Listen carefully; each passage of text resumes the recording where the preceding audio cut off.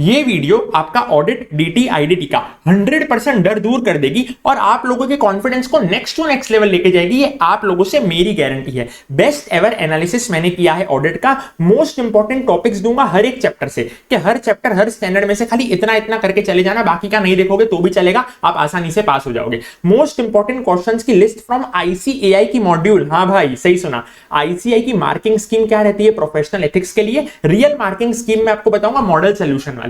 What to memorise and what to read in professional ethics, क्या रखना है, क्या आपको सिर्फ पढ़ना है, कैसे आपको कीवर्ड्स को अंडरलाइन करना है जिससे आपको ज्यादा से ज्यादा मार्क्स आए, हर चैप्टर और हर स्टैंडर्ड की क्या वेटेज रहती है। ठीक है, replacement of mock test. Sir mock test देने की इच्छा तो है लेकिन टाइम नहीं बचा, क्या करें, बेस्ट सोल्यूशन लेकर आया हूं। एबीसीडी एनालिसिस में आपको दूंगा, कैटेगरी वाइज भी मैं आपको वेटेज बताऊंगा और हवा में नहीं बताऊंगा। After analysing all past papers, all RTPs, all MTPs, 9 biggest mistakes leading to failure. ये 9 बिगेस्ट मिस्टेक में से आप लोगों ने भाई सुधार लेने, इसको पक्का पक्का लिख के ले लो, आप पास हो जाओगे। सर अभी तक ऑडिट चालू नहीं किया है, क्या अभी भी हम पास हो सकते हैं क्या? हाँ सर, ये बेयर मिनिमम चैप्टर्स की मैं आपको लिस्ट दूंगा। खाली आपने अभी तक भी चालू नहीं किया है ना, तो भाई अभी भी खाली ये चैप्टर कर लोगे, आपको 40 मार्क्स आसानी से आ जाएंगे। Most important points to implement 70-100 strategy. क्या मोस्ट इंपॉर्टेंट पॉइंट्स रहेंगे? Most asked queries on Telegram. Telegram पे जो बच्चों ने मेरे को डाउट्स पूछे वो कि भाई ये नहीं हो रहा कैसे करें, स्पेसिफिक चैप्टर वाइज डाउट कि सर ये चैप्टर नहीं कवर हो रहा कैसे करें, भाई इन डेप्थ आपको मजा आ जाएगा, मैं आपको लिख के दे रहा हूं। 8 most important pro tips for answer writing, जो कि आपके पक्का पक्का 20 मार्क्स बढ़ा देगी। सर 20 मार्क्स तो ऐसे ही बढ़ा देगी, क्योंकि भाई ये जो प्रो टिप्स है ना आंसर राइटिंग की, बहुत खतरनाक है, बहुत एनालिसिस से मेरे को मिली है। उसके बाद फ्री डेली एमसीक्यूज और unique audio pods on Telegram channel, तो आपको टेलीग्राम चैनल पे प्रोवाइड कराए जाएंगे फ्री डेली एमसीक्यूज और unique audio pods. Unique audio pods में मैं वो वाले कंसेप्ट डिस्कस करता हूं जो बहुत ट्रिकी होते हैं और आईसीएस को सबसे ज्यादा पूछता है, 2 मिनट के अंदर अंदर वो डिस्कस कर लेता हूं, तो भाई वो भी आपको मेरे टेलीग्राम चैनल पे प्रोवाइड कराए जाएंगे। टेलीग्राम चैनल को ज्वाइन कर लेना, टेलीग्राम चैनल का नाम है सीए शंकर लखमानी। ठीक है, हाँ सर, वेरी डिटेल्ड एनालिसिस वाली ये वीडियो है, हवा में ये वीडियो नहीं बनाई गई। सारे पास्ट पेपर आरटीपी एमटीपी को एनालाइज किया है अपन ने, और आप आसानी से क्या कर पाओगे ना सर, 40 नंबर की टेंशन तो भूल जाओगे, तो आप आसानी से 40 तो ऐसे ही स्कोर कर लोगे, लेकिन आप 70 प्लस का भी एम कर पाओगे। ठीक है सर, लॉन्ग वीडियो हो सकती है, एंड तक देखना, लेकिन इसको यही मैं आपको सजेस्ट करूंगा, बीच में से स्किप मत करना। ठीक है सर, हाँ सर, क्योंकि भाई ये वीडियो में चाहता तो शॉर्ट बनाता, लेकिन भाई ये वर्थ इट वीडियो, आप खुद ही देख के मेरे को थैंक यू बोलोगे। नेक्स्ट लेवल का कॉन्फिडेंस आपको आएगा और तीनों पेपर आपको बहुत ज्यादा मैनेजेबल लगने वाले हैं। ठीक है सर, हाँ सर, लेकिन प्लीज आपका एक फर्ज बनता है, वीडियो को ज्यादा से ज्यादा लाइक कर देना, ज्यादा से ज्यादा दोस्तों के साथ इसको शेयर कर देना, ताकि मैं भी क्या रहूं ना, मोटिवेटेड रह पाऊं। और कमिटमेंट करके जाना आज तो यार कमेंट सेक्शन में that yes I will definitely score 70+ in CA final audit DT and IDT. ठीक है सर, हाँ सर, और चैनल को अभी तक सब्सक्राइब नहीं किया तो भाइयों प्लीज सब्सक्राइब करो, आपके लिए दिन रात मेहनत करके एनालिसिस करता हूं सर, समझ रहे हो, और फ्री में आपको प्रोवाइड करा रहा हूं, बहुत टाइम जाता है, एनर्जी जाती है, तो प्लीज चैनल को क्या कर लेना सर, सब्सक्राइब कर लेना। आओ फटाफट से चालू करते हैं। डीटी आईडीटी का भी बढ़िया एनालिसिस है। डीटी आईडीटी में तो मैं आपको ये बताऊंगा कौन से चैप्टर में आपको खाली कंसेप्ट करना है, कौन से में आप खाली क्वेश्चन कर लेना क्वेश्चन बैंक के, कौन से में खाली इंपॉर्टेंट क्वेश्चन कर लेना, कौन से चैप्टर इग्नोर कर देना। ठीक है, उसमें भी सब बताऊंगा, आंसर राइटिंग की टिप्स क्या रहेगी और क्या बेयर मिनिमम चैप्टर्स आपको करने हैं, एक का एक बेस्ट अपन चीज करने वाले हैं। ऑडिट के बेस्ट एवर एनालिसिस से चालू करता हूं, आपको मजा आ जाएगा भाई, मेरी गारंटी है, एकदम मजा ही आ जाएगा, क्योंकि भाई इस तरीके से लिस्ट बनाई गई है ना सर कि आप लोगों ने अगर मान लो पूरा चैप्टर छोड़ भी दिया, खाली इतना करके चले जाओगे ना, तो भी भाई आप आसानी से 40-50 मार्क्स तो आसानी से आपके आ जाएंगे। क्या आपको मेरी बात समझ में आ रही है क्या? हाँ सर, और ऐसे हवा में नहीं बनती लिस्ट, इसके लिए बहुत एनालिसिस लगाए, तो क्या कर देना, एक लाइक तो बनता है, तो प्लीज एक लाइक कर देना और कमिटमेंट कर देना कमेंट में। चलो सर आओ फटाफट तरीके से। SQC1 इसके आपको न्यू चार्ट्स मिलेंगे मेरा। अब देखो एक बेस्ट पार्ट मैंने यहाँ पे मॉड्यूल का पेज नंबर भी लिख रखा है, मॉड्यूल का पेज नंबर भी मैंने लिख रखा है। जो लोग मेरे चार्ट्स यूज नहीं करते हैं या वो किसी और फैकल्टी की बुक यूज करते हैं, तो भाई वो लोग मॉड्यूल में से ये कंसेप्ट्स को देख पाए। तो जरूरी नहीं है कि आपको मेरा चार्ट्स यूज करना ही है, ये वाले जो इंपॉर्टेंट टॉपिक्स की लिस्ट है उसके लिए। और ये देखो ये क्वेश्चन 3 क्वेश्चन 4 ये मेरे मैजिक चार्ट्स का है, तो जो लोग मेरे चार्ट्स यूज करते हैं उनके लिए क्वेश्चन 3 क्वेश्चन 4, जो लोग किसी और फैकल्टी की बुक यूज करते हैं उसके लिए मैंने मॉड्यूल का पेज नंबर का रेफरेंस दे रखा है, ताकि वो लोग टिक कर पाए अपने रिस्पेक्टिव फैकल्टी की बुक्स में। ठीक है, हाँ, तो ऐसा नहीं है कि ये एनालिसिस खाली मेरे बच्चों को ही काम आएगा, सारे बच्चों को काम आएगा। ठीक है, हाँ सर, इसीलिए इस बार थोड़ा टाइम ज्यादा लग गया, क्योंकि कोरिलेशन करने में और देखने में सारा एनालिसिस टाइम चला जाता है। SQC1 के न्यू चार्ट्स अवेलेबल है, आप लोग को पता है गूगल ड्राइव पे अलग से अपलोड किए हैं। हाँ सर, जो अपनी गूगल ड्राइव है ना, गूगल ड्राइव, उसमें एक तो कंपाइल्ड मैजिक चार्ट्स है, उसमें फिर SQC क्या किए ना, अलग से अपलोड किए हैं। ठीक है सर, हाँ, SQC1 के अलग से अपलोड किए थे। ठीक है, हाँ, टाइम तो चला गया क्योंकि अपन ने बाकी बच्चों के लिए भी क्या किया था, उसको कंपाइल किया था। ये जो पेज नंबर है किसके हैं सर, ICAI के मॉड्यूल के पेज नंबर है। अब बड़े ध्यान से सुनना सर, एसक्यूसी 1 में क्वेश्चन नंबर 3 मैजिक चार्ट्स का leadership responsibilities for quality ICI module जो फॉलो करने पेज नंबर 1.5 पे आपको देखने को मिलेगा। क्वेश्चन नंबर 4 में फिफ्थ पॉइंट न्यू वाले चार्ट्स की बात कर रहा हूं सर, वो कंपाइल पीडीएफ में अलग से आपको मिलेंगे, मतलब जो गूगल ड्राइव है ना उसमें मैजिक चार्ट्स एक अलग से वो कंपाइल और एसक्यूसी 1 का आपको अलग से मिलेगा, ठीक है, उसमें ये न्यू चार्ट्स। क्वेश्चन नंबर 4 का फिफ्थ पॉइंट उसमें आपको मिलेगा लिस्टेड एंटिटीज के ऑडिट में engagement partner to be rotated in at least 7 years, ठीक है, except sole practitioner 1.7 page number ICA module. Question number 5 ये मैजिक चार्ट्स का क्वेश्चन है, ये जो है ना ये, और ये सारे पेज नंबर है आईसीए मॉड्यूल के। एक्सेप्टेंस एंड कंटिन्यूएंस वाला क्वेश्चन आपको मॉड्यूल में मिलेगा 1.7, 1.8, 1.9 पे, ठीक है, हाँ sir. Question number 7 magic charts का एंगेजमेंट परफॉर्मेंस, उसमें भी पूरा नहीं करना, मतलब आपको पूरा देखना है भाई, पूरा देखना है, ऐसा नहीं बोल रहा बाकी सब छोड़ दो, लेकिन ये तो करना ही करना है, ये तो आप देखने का मतलब इसको तो आप छोड़ने के बारे में सोच ही नहीं सकते, तो देखना ही देखना, आपका उद्धार हो जाएगा अगर आप सब इतना भी करके चले गए ना, आप पास तो आसानी से हो जाओगे। क्लियर हो गया क्या? हाँ सर। थर्ड पॉइंट है उसमें difference of opinion, page number 1.12 पे मिलेगा मॉड्यूल में। फोर्थ पॉइंट है एंगेजमेंट डॉक्यूमेंटेशन के बारे में, एमसीक्यू के आने के हाई चांसेस है उसमें, ठीक है, हाँ। और क्वेश्चन नंबर 8 मॉनिटरिंग, ठीक है, हाँ। उसके बाद ऐसे 200, अब ये देखो, ये यहाँ पे मैंने खाली क्वेश्चन 5 अपने मैजिक चार्ट्स के रखा है क्योंकि मॉड्यूल में ये चीज अवेलेबल ही नहीं है, तो मेहरबानी करके मेरे मैजिक चार्ट्स फ्रीली अवेलेबल है, मैंने पेड नहीं है वो, ठीक है, फ्रीली अवेलेबल है। सॉफ्ट कॉपी आपको मेरे टेलीग्राम चैनल पे मिल जाएगी, मैं आज वापस से गूगल ड्राइव का लिंक शेयर कर दूंगा, उसमें कंपाइल पीडीएफ में आपको ऐसे 200 मिल जाएगा, तो प्लीज खाली ये क्वेश्चन देख के चले जाना, पूरा ऐसे 200 कचरा है, छोड़ देना। Is auditor correct when he argues that due to inherent limitations of audit he is not able to get persuasive audit evidence and therefore fraud occurred, ठीक है, हाँ। इसमें भी मैं दे देता आपको पेज नंबर का रेफरेंस मॉड्यूल का, जैसे ऊपर दिया है, पर भाई ये मॉड्यूल में है ही नहीं, इसीलिए तो खाली मेरा वो देख लेना, आपका काम हो जाएगा। ऐसे 210 में भी भाई ये क्योंकि आईसीए मॉड्यूल में नहीं है, तो मेरे मैजिक चार्ट्स का क्वेश्चन नंबर 1 और क्वेश्चन नंबर 2 देख के चले जाना। क्वेश्चन नंबर 2 आपको आईसीए मॉड्यूल में मिल जाएगा, टेस्ट ऑन नॉलेज का 6th ऑफ चैप्टर नंबर 3 आपको आईसीए मॉड्यूल में मिल जाएगा, तो इसी कोरिलेशन बिठानी पड़ती है, इसलिए इस बार थोड़ा टाइम चला गया इसके एनालिसिस में, ठीक है। ऐसे 220 के भी न्यू चार्ट्स है जो आप मॉड्यूल में देखोगे ना, ये मॉड्यूल में क्या अपने गूगल ड्राइव में, तो एसक्यूसी 1 के साथ ही ऐसे 220 के भी चार्ट्स अवेलेबल हैं, तो उसमें क्वेश्चन नंबर 1 लीडरशिप रिस्पांसिबिलिटी वाला मॉड्यूल में बस एक बेस्ट चार्ट बना हुआ, एकदम बढ़िया चार्ट बना हुआ है, पेज नंबर 1.15 पे बेस्ट एकदम बढ़िया चार्ट बना कर दिया वो वाला, ठीक है। और पूरा नहीं करोगे, खाली ये देख लोगे ना MTP2 May 24 क्वेश्चन नंबर 1 भी, तो भी आपका काम हो जाएगा। सर ये अपन ने कवर किया है, क्वेश्चन चार्ट बैच में डिस्कस किया है, और जिन लोगों ने क्वेश्चन चार्ट बैच नहीं लिए, यूट्यूब पे आपको बहुत सारी फैकल्टीज के वीडियो मिल जाएंगे, ठीक है सर, हाँ सर, ठीक है, हाँ। ऐसे 230 question number 4 form content and extent of audit documentation, ये भी आपको मेरे मैजिक चार्ट्स में से ही देखना पड़ेगा, क्योंकि भाई अगेन आईसीए मॉड्यूल में ये चीज अवेलेबल नहीं है ऐसे 230। बाकी देखो जिधर भी आईसीए मॉड्यूल में जो चीज है ना, मैं रेफरेंस लेकर आया हूँ, ठीक है, मैं ऐसा कोई पार्शियलिटी नहीं कर रहा हूँ कि खाली मैं मेरे क्लास वालों को ही दूं, इसलिए मैंने पूरा क्वेश्चन का नाम भी लिखा है ताकि बाकी बच्चों को भी पता चले। मैं यहाँ पे चाहता तो खाली क्वेश्चन 4 लिख के आ जाता, कि क्वेश्चन 4 मेरे ये बैच वालों को तो पता ही है ना, जो चार्ट्स मेरे यूज कर रहे हैं क्वेश्चन 4 वो लोग देख लेंगे क्या है, ठीक है, लेकिन मैं यहाँ पे पूरा लिख के आया हूँ ताकि सबको मदद मिलनी चाहिए भाई, ठीक है सर, हाँ। ऐसे 240 पे फिर मैं आता हूँ, क्वेश्चन नंबर 2 मैजिक चार्ट्स का फ्रॉडुलेंट फाइनेंशियल रिपोर्टिंग और source of fraudulent financial reporting, ये आपको लर्न करना पड़ेगा आंसर, ये 2.6 पेज नंबर पे आपको मिलेगा आईसीआई मॉड्यूल के। Question number 3 again 2.7 page number module के। Question number 5 fraud risk factor, अब यहाँ पे देखो सर, फ्रॉड रिस्क फैक्टर बहुत सारे लोग हैं ना उसको याद करने बैठ जाते हैं लिटरली, वो इंसेंटिव अपॉर्चुनिटी एटीट्यूड वाला, प्लीज उसको याद मत करना, खाली उसको रीड मारना केस स्टडी पर्पस के लिए, याद करना खाली टाइम वेस्ट होगा वो, ठीक है, उसमें से केस स्टडी आपको मिलने वाली, डायरेक्ट क्वेश्चन नहीं मिलने वाला, ठीक है। फिर क्वेश्चन नंबर 6 है, क्वेश्चन नंबर 8 है, क्वेश्चन नंबर 9 है, देखो ये आने के चांस है, ये वाला आपको करना हो तो याद कर लेना, ये देखो ये तीनों ये सारे के सारे याद कर लेना, ठीक है, ऊपर वाले मैंने तो बोले याद कर लेना, लेकिन ये आपको खाली रीड मारना है, इसमें से कभी भी डायरेक्ट क्वेश्चन नहीं आ सकता, ठीक है, हाँ सर। आ भी गया तो आप अपने कॉमन सेंस के हिसाब से लिख सकते हो उसमें, ठीक है। और एक MTP2 May 24 क्वेश्चन नंबर 1 सी देख के चले जाना, आपका उद्धार हो जाएगा ऐसे 240 में, ठीक है। ऐसे 240 बहुत सारे लोग को बड़ा लगता है, ऐसे 250 में क्या करना है, टेस्ट और अंडरस्टैंडिंग तीसरा, टेस्ट और नॉलेज चौथा, टेस्ट और नॉलेज का 6th क्वेश्चन चैप्टर नंबर 2 का, और question number 4 of magic charts auditors responsibility, वो भी आपको आईसीआई मॉड्यूल पे मिल जाएगा, पेज नंबर 2.24 और 2.25 पे, ठीक है।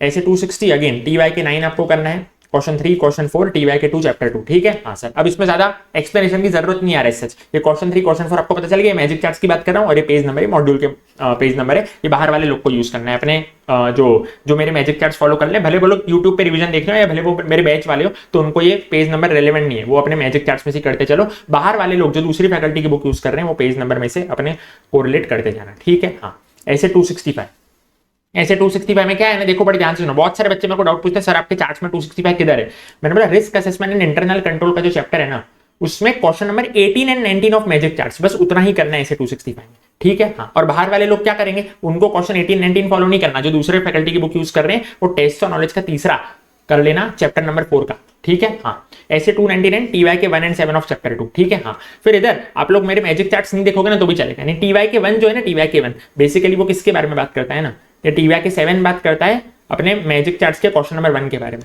ठीक है। लेकिन इसका फ्रेमिंग बढ़िया, इसलिए मैंने टीवाई के 7 लिख के दिया। टीवाई के 1 रिपोर्टिंग के बारे में, केस स्टडी वेस स्टडी बढ़िया वाला क्वेश्चन है इसमें, क्लियर है क्या? हाँ सर। सर क्वेश्चन चार्ट्स वालों को क्या करना है, अभी उसके लिए भी गाइडेंस मैं आपको दे रहा हूँ, अभी सुनना पड़े ध्यान से। ऐसे 300 ऐसे तो मैं इंपॉर्टेंट क्वेश्चंस की लिस्ट दूंगा, आईसीआई मॉड्यूल जो कि सबको काम है, जिन लोगों ने क्लास नहीं भी ले रखी, लेकिन क्वेश्चन चार्ट्स वालों को क्या करना है उसके बारे में मैं गाइडेंस दूंगा, जिन लोगों ने मेरे क्वेश्चन चार्ट्स की बैच ले रखी थी। ऐसे 300 क्वेश्चन 7 क्वेश्चन 8 ये पेज नंबर है आईसीआई मॉड्यूल के। क्वेश्चन नंबर 11 का बी, अगर अपन ने मैजिक चार्ट्स फॉलो करें अगर आपने, तो क्वेश्चन नंबर 11 का बी पार्ट है circumstances when audit programme alter, ठीक है। ऐसे 315 देखो, अगेन ऐसे 315 के लिए आपको मेरे चार्ट्स ही फॉलो करने पड़ेंगे, क्योंकि भाई वो पर्टिकुलर चीज आईसीआई मॉड्यूल में आपको नहीं मिलेगी, ऐसे 315 नहीं है। तो question number 2, question number 4, question number 6 ये 3 लिख के चले जाना। वापस बोल रहा हूँ, चार्ट्स फ्री में है तो घबराने की जरूरत नहीं है, गूगल ड्राइव के लिंक पे ही आपको अवेलेबल है, क्लियर है। आज वापस से उसको मेरे टेलीग्राम चैनल पर अपलोड कर दूंगा। टेलीग्राम चैनल को ज्वाइन करना मत भूलना, सीए शंकर लखमनी टेलीग्राम चैनल का नाम है।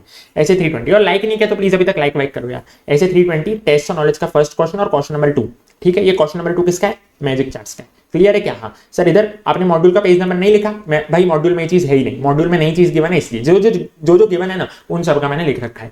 ऐसे 330 क्वेश्चन नंबर 6 ऑफ ऐसे 315। सर ये कौन सा है सर, ये समझ में नहीं आया। क्वेश्चन नंबर 6 ऑफ ऐसे 315, अभी ऐसे 315 की लिस्ट बताई ना। हाँ, तो वो जो क्वेश्चन नंबर 6 आपने इधर किया ना सर, उसमें ही आ गया ऐसे 330, तो ऐसे 330 आपको अलग से करने की कोई जरूरत नहीं है, भाड़ में गया उसका कंटेंट, ठीक है। हाँ, बस इतना ही करना है। क्वेश्चन नंबर 6 ऑफ ऐसे 315 risk assessment and internal control chapter, उसमें क्वेश्चन नंबर 2 मैजिक चार्ट्स का, ठीक है।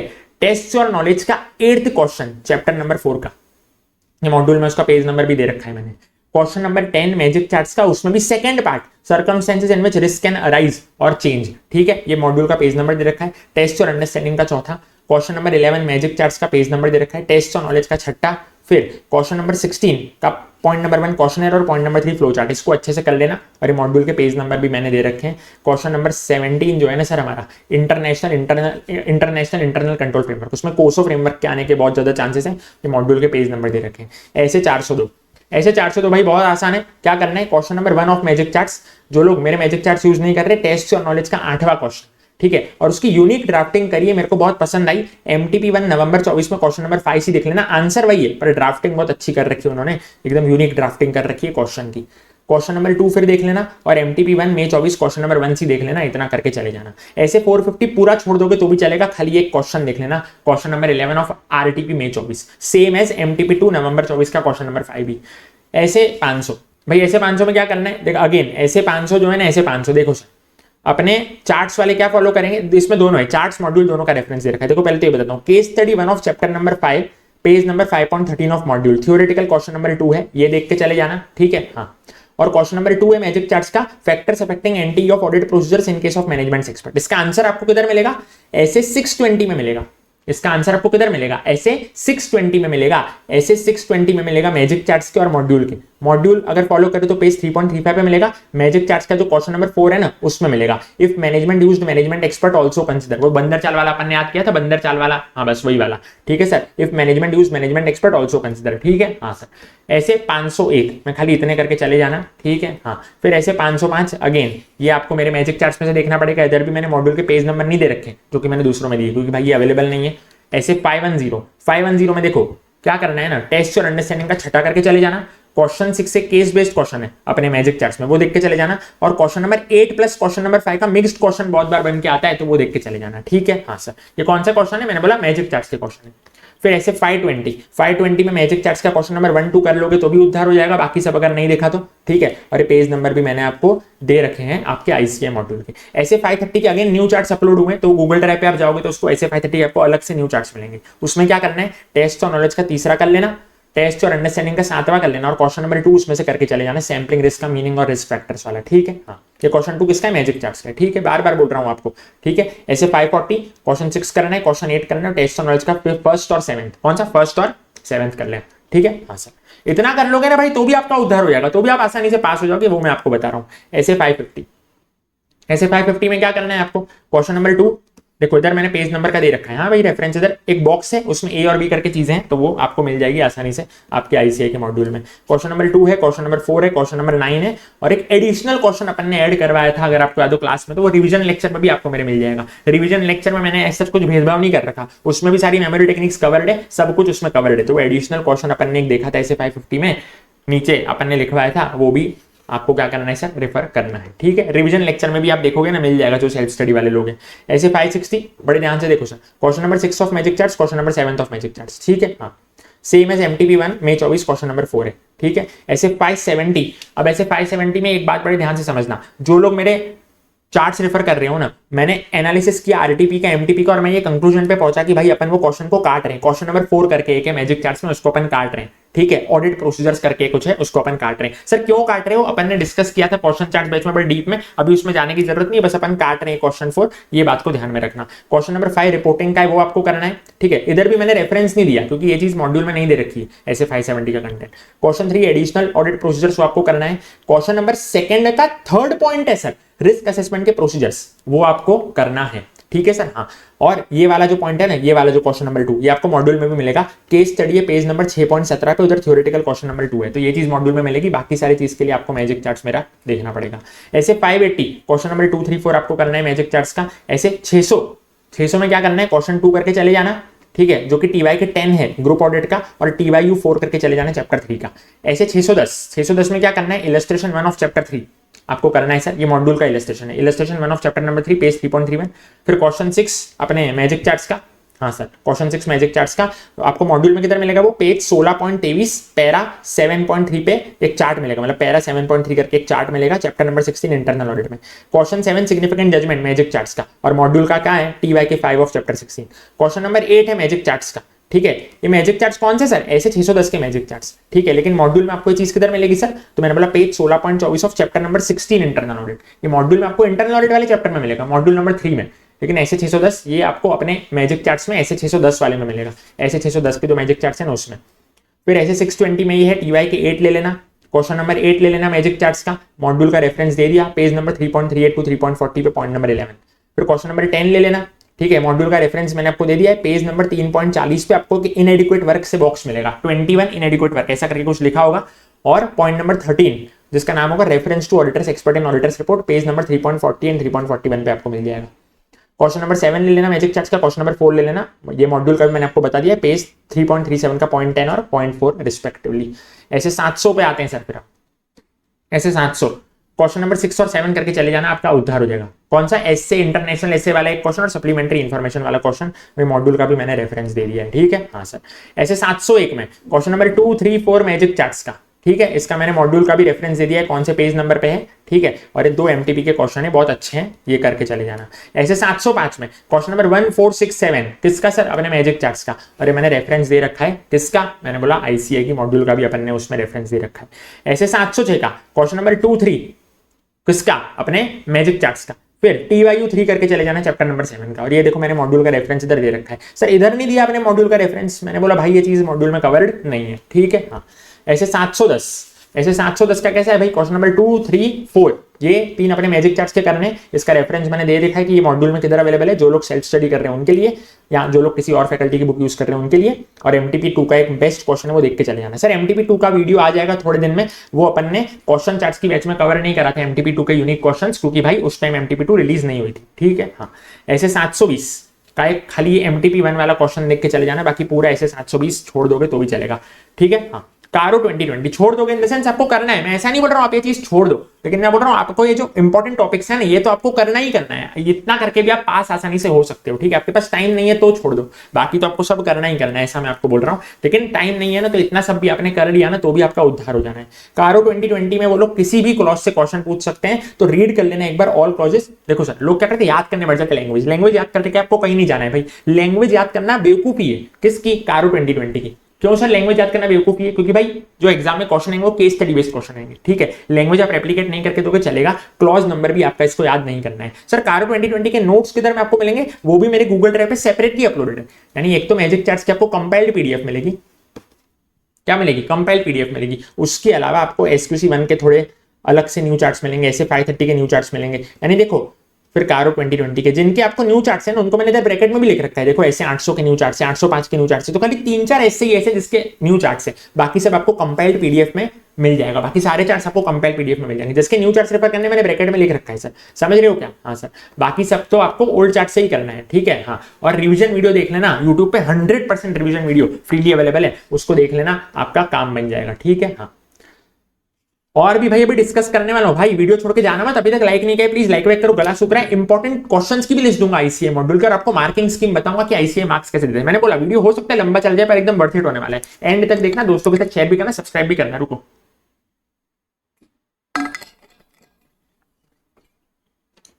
ऐसे 800 पे आता हूं मैं, चलो क्वेश्चन नंबर 2 4 मैजिक चार्ट्स का page number 8.5 8.6 of ICA module पे मिलेगा। क्वेश्चन नंबर 6 आपके मैजिक चार्ट्स का, और ये आपको पेज नंबर पे मिल जाएगा, पैरा नंबर पेज नंबर दे रखा है आईसीआई मॉड्यूल का। ऐसे 805 के न्यू चार्ट से अपने, ठीक है। हाँ, खाली 3-4 ऐसे के न्यू चार्ट है, बाकी सबके पुराने ही है, वो कंपाइल पीडीएफ वाले यूज करने। फिर टेस्ट और अंडरस्टैंडिंग का चौथा क्वेश्चन इसमें देखना है, question number 4 and 7 of magic chart, जो कि आपको पेज नंबर 8.11 पे मिल जाएगा आपके आईसीआई के मॉड्यूल में। क्लियर है? हाँ, देखो ये वाला है, एक क्वेश्चन नंबर 7 है मैजिक चार्ट्स का, उसमें 5th पॉइंट आपको देखना है, 5th पॉइंट, वो 3 कंडीशंस होती है ना, वो वाला ये आपको मिलेगा आईसीआई मॉड्यूल। अगर आप यूज करें तो बॉक्स है पेज नंबर 8.13 पे, और 3 कंडीशंस दे रखी है पेज नंबर 8.14 पे, वो आपको देखना है। टीवाई के 1 है ऑफ चैप्टर नंबर 8, ठीक है। हाँ, फिर ऐसे 810 बहुत बड़ा ऐसे, ऐसे 810 बहुत बड़ा ऐसे, तो इसमें आपको क्या देखना है भाई, क्वेश्चन नंबर 13 देख लेना, मॉडिफिकेशन ईओएम ओम पैरा वाला, या जो मॉड्यूल फॉलो कर रहे हैं, para number 4.6 on page number 8.22 and 8.23। फिर SRS 4410 matters to be agreed procedures आपको मिलेंगे मॉड्यूल के पेज 9.7 9.8 पे, और अपने जो मैजिक चार्ट उसमें तो आपको आसानी से मिल जाएंगे, मैंने हेडिंग कर रखी है उसमें, matters to be agreed procedures नाम की हेडिंग है, ठीक है। टीवाईयू 1 देखना है और क्वेश्चन 12 देखना है आरटीपी मई 24 का।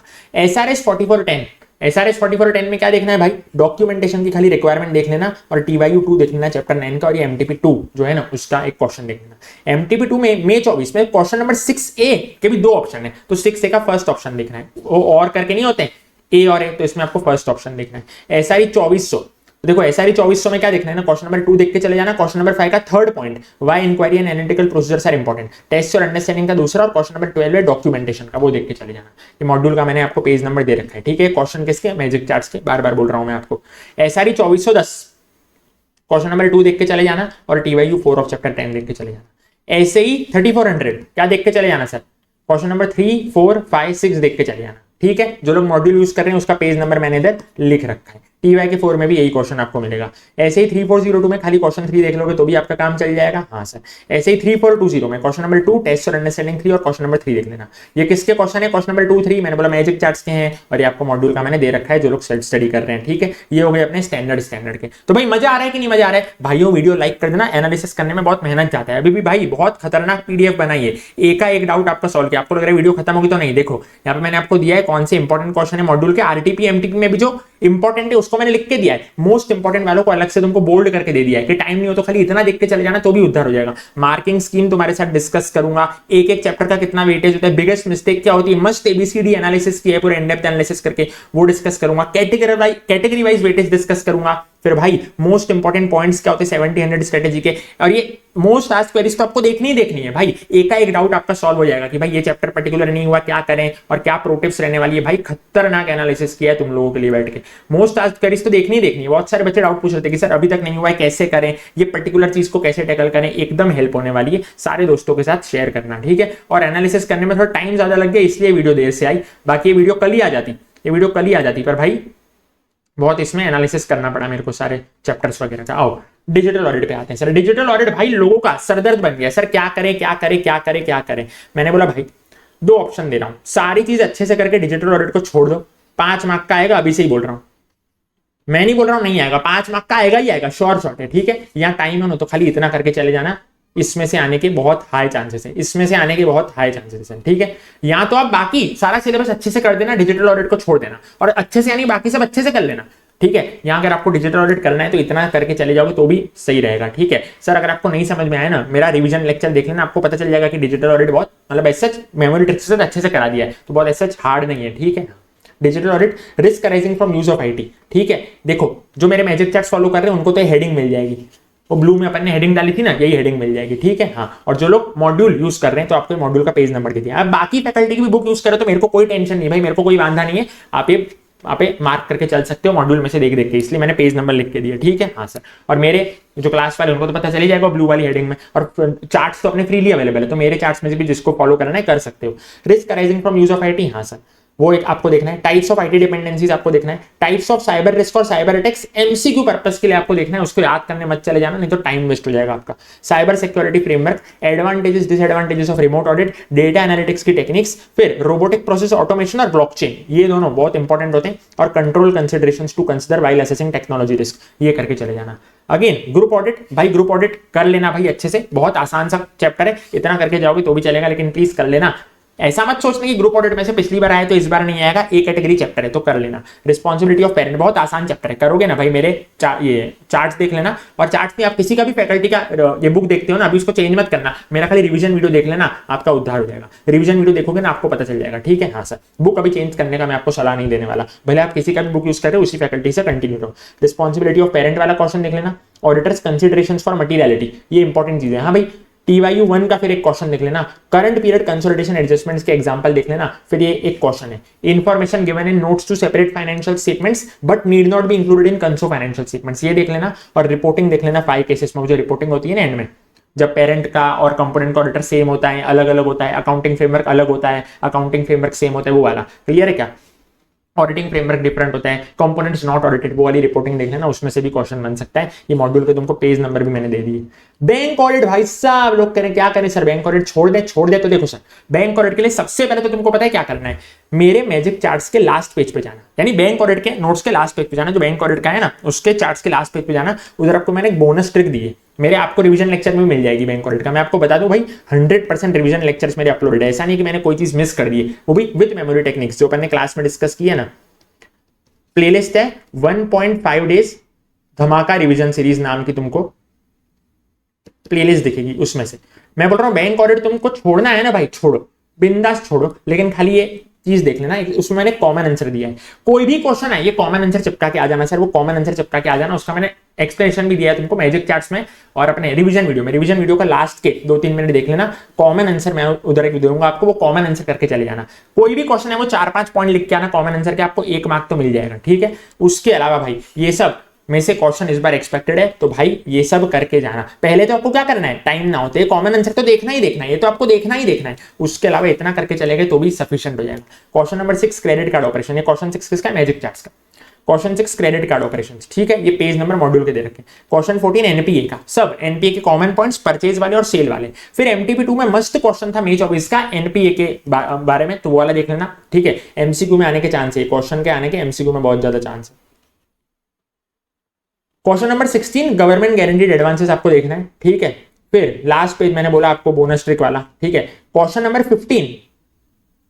15 जो है अपना मैजिक चार्ट्स का, उसमें एक लास्ट पॉइंट मैंने तुमको बताया था, asset classification should be borrower wise and not facility wise, ठीक है। हाँ सर। और क्वेश्चन नंबर 30 में कॉन्करेंट ऑडिट की रिपोर्टिंग आपको मिलेगी आपके मैजिक चार्ट्स के क्वेश्चन 30 में। आज जो सेल्फ स्टडी कर रहे हैं उनको para 10.7 on page 14.66 and 67 concurrent audit की रिपोर्टिंग मिलेगी। तो इन सारे एरियाज में से आने के हाई चांस है, क्लियर है क्या। गवर्नमेंट गारंटीड एडवांस पे तो टेस्ट ऑन नॉलेज में क्वेश्चन भी है, शायद से जहां तक मेरे को याद है टेस्ट ऑन नॉलेज का 4th A क्वेश्चन, जहां तक मेरे को याद है, ठीक है। तो वो भी आप देख के चले गए ना, आपका उद्धार हो जाएगा। तो पूरा बैंक ऑडिट छोड़ने से अच्छा आपने खाली ये इतना भी कर लिया ना, और ये पूरा नहीं है, मैं बोल रहा हूँ बैंक ऑडिट का 15% पोर्शन भी नहीं है, इतना कर लोगे ना तो भी आपका उद्धार हो जाएगा, ठीक है। और कॉमन आंसर देख के चले जाना भाई, कुछ भी आए 1-2 नंबर तो आपको आसानी से आ जाएंगे, 4 में से 1-2 नंबर तो आसानी से आ जाएंगे, वो कॉमन आंसर आपने याद कर लिया तो उसमें भी 4-5 पॉइंट ही लिखने, ठीक है। हाँ, और ये देखो एनपीए के इस बार आने के चांस ज्यादा है एमसीक्यू में।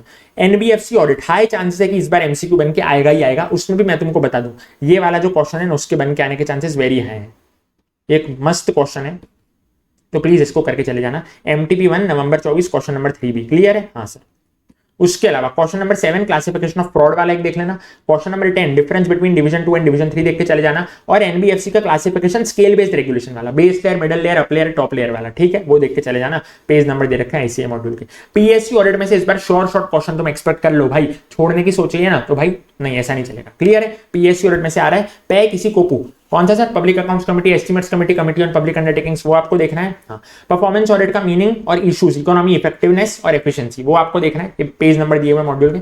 9 steps for planning performance audit आपको देखना है। Sources to determine audit criteria, फिर इश्यूज और matters in comprehensive audit, principles of propriety audit और content of audit report of क्या। ठीक है, हाँ सर, इतना देख के चले जाना तो भी आपका काम बन जाएगा। शॉर्ट क्वेश्चन इसमें से इस बार आने वाला है। मैं नहीं बोल रहा हूं कि इसी में से आएगा, मैं नहीं बोल रहा हूं इसी में से आएगा। कल को तुम बोलो कि सर आपने तो बोला था इसमें से आएगा, इसमें से नहीं आया। मैं क्या बोल रहा हूं, अपने पूरी लिस्ट को अगर शिद्दत से फॉलो कर लिया ना, आपको पास होने से कोई नहीं रोक सकता। तुम समझ रहे हो क्या? मैं नहीं बोल रहा हूं 100% एक्यूरेसी के साथ मेरी लिस्ट काम करेगी करेगी, तुम समझ रहे हो। लेकिन भाई इतना एनालिसिस किया है ना सर, तो ये वेस्ट नहीं होगा।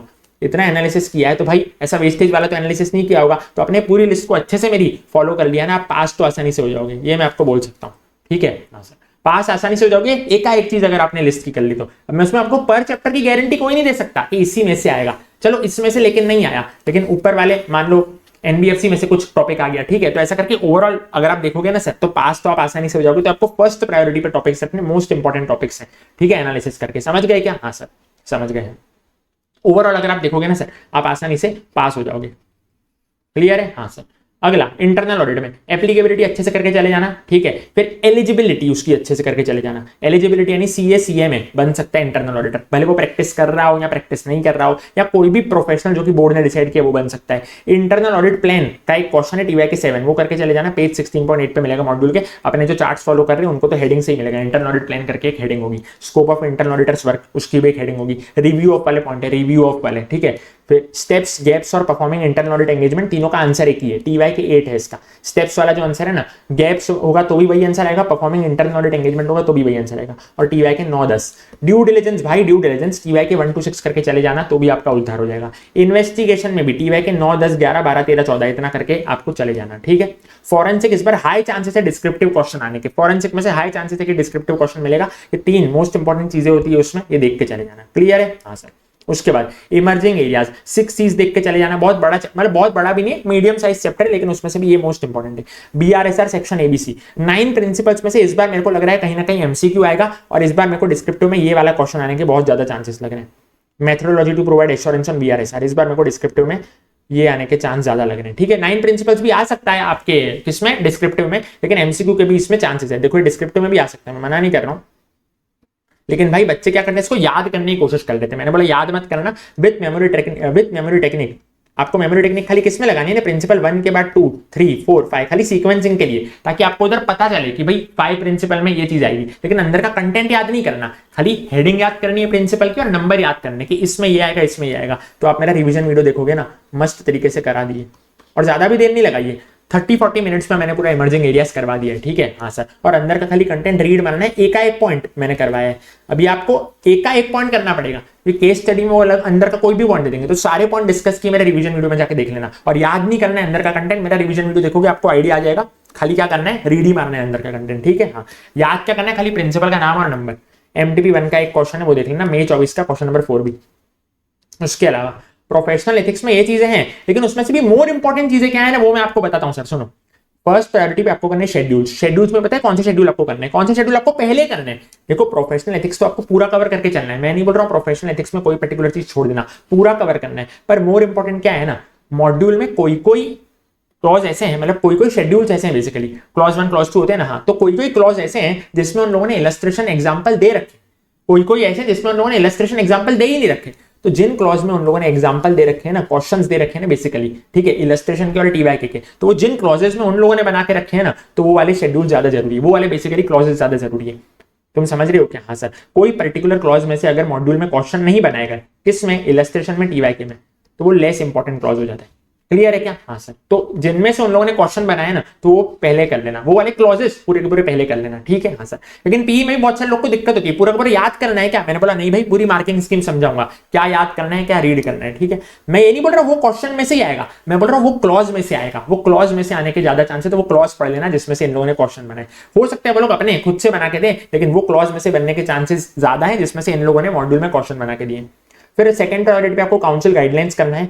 गाइडलाइंस भी इंपॉर्टेंट कौन सी गाइडलाइंस है, जिसमें इन लोगों ने क्वेश्चंस बना के दिए। क्लियर है? हाँ सर। फिर decisions of ethical standards board आपको थर्ड प्रायोरिटी पे करना है। इनिशियल प्रोविजंस आपको फोर्थ प्रायोरिटी पे करना है। इनिशियल प्रोविजंस में मोर इंपॉर्टेंट पता है कौन से, ज्यादा इंपॉर्टेंट ये है डिसेबिलिटीज वाला, फिर MCS की लिस्ट आती है, मैनेजमेंट कंसल्टेंसी सर्विसेज की लिस्ट, कि एक सीए क्या क्या कर सकता है वो वाला, और ब्रांच का सेपरेट इंचार्ज होगा ना तो उसके सारे प्रोविजंस ज्यादा जरूरी है। नोकलार आने के बहुत कम चांसेस है इस बार, पिछली बार 2-2 क्वेश्चन बन के आ गए थे नोकलार के, एक ऐसे 250 वर्सेस नोकलार आ गया था। क्लियर है? हाँ सर। अगला interpretation based questions of ICI module, RTP MTP, ये मस्ट डू क्वेश्चंस है भाई, मस्ट डू क्वेश्चंस है सर।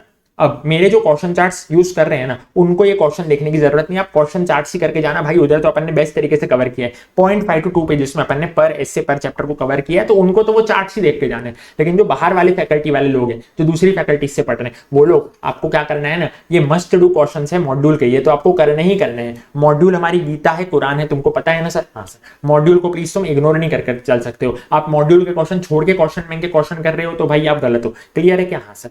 अब देखो अपन ने RTP MTP के भी क्वेश्चंस कवर किए थे क्वेश्चन चार्ट्स में। हाँ सर, RTP MTP के भी किए थे, जो मैं आपको बताऊंगा ना, सारे अपन ने कवर कर रखे क्वेश्चन चार्ट बैच में। लेकिन तुमको क्या देखना है ना, उसमें मैंने इधर कुछ ज्यादा बोल्ड करके दिए हुए यहाँ पे, ठीक है, तो वो वाले आप देख लेना एक बार, जो क्वेश्चन चार्ट फॉलो कर रहे हैं वो भी, और बाहर वाले लोग भी क्या कर लेना ना सर, आपको बोल्ड वाले क्वेश्चन पे ज्यादा फोकस करना है। क्लियर है क्या? बाकी अपन ने सारे क्वेश्चन कवर किए थे, अपन ने all questions discussed in question chart पे, एक्सेप्ट लेटेस्ट वाली जो MTP 2 थी ना, उसको कवर नहीं किया। MTP 1 भी कवर की थी, 2 नहीं कवर की थी क्योंकि उस टाइम आई नहीं थी, उसका भी मैं आपको वीडियो बना के दे दूंगा। क्लियर है? देखो चैप्टर नंबर, मतलब मैंने चैप्टर नंबर और चैप्टर का यहाँ पे नंबर आएगा बेसिकली, चैप्टर नंबर, ये मॉड्यूल के चैप्टर नंबर है, ठीक है, चैप्टर नंबर ICI मॉड्यूल के टेस्ट और अंडरस्टैंडिंग का इलस्ट्रेशन केस स्टडी टेस्ट और नॉलेज, यहाँ पे मैंने दिया हुआ है। अगर आप देखोगे ना तो टेस्ट और अंडरस्टैंडिंग तो आपको ऑलमोस्ट सारे ही करने, चैप्टर नंबर 13 और 14 को हटा दो 1 मिनट के लिए, तो भाई टेस्ट और अंडरस्टैंडिंग तो आपको सारे ही करके जाने, क्योंकि उसमें आपके अंडरस्टैंडिंग बेस्ड क्वेश्चन है जो कि आपको MCQ में देखने के ज्यादा चांसेस होते हैं। क्लियर है? हाँ सर। और टेस्ट और अंडरस्टैंडिंग की तो वीडियो भी अपनी डली हुई है, ऑल TYQ क्वेश्चंस मैराथन पिछली बार की डली हुई है, तो उसको भी आप रेफर कर सकते हो, लास्ट अटेम्प्ट में डाली थी सर। क्लियर है? हाँ। प्रोफेशनल एथिक्स की मार्किंग स्कीम के बारे में अब मैं आपसे डिस्कस करता हूं। यहाँ पे देखो, इधर मैंने कहीं कहीं लिखा है, जैसे कि सेकंड ऑप्शन, तो 6th C में 2 होते हैं, 6th C और 6th C, जैसे कि 6th क्वेश्चन में जो C है तो और करके होता है, तो जिधर जिधर ये फर्स्ट ऑप्शन है मैंने आपको लिख के दिया है फर्स्ट ऑप्शन, जिधर सेकंड ऑप्शन है मैंने आपको उधर ऐसा लिख के दिया है सेकंड ऑप्शन, तो ये चीज देख लेना, बोर्ड वालों को ज्यादा अच्छे से करना, आपका उद्धार हो जाएगा। क्लियर है क्या? हाँ sir.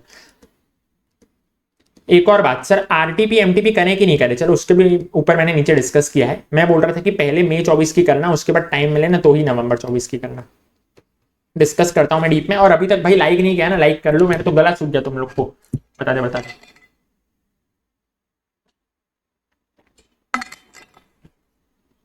Professional ethics marking scheme 4 mark का अगर डिस्क्रिप्टिव क्वेश्चन आता है ना सर, तो 2 मार्क होते हैं क्लॉज की लैंग्वेज के, 1 मार्क होता है प्रोविजन का। प्रोविजन यानी कि मान लो तुमको क्वेश्चन आया रोविंग इंक्वायरी पे,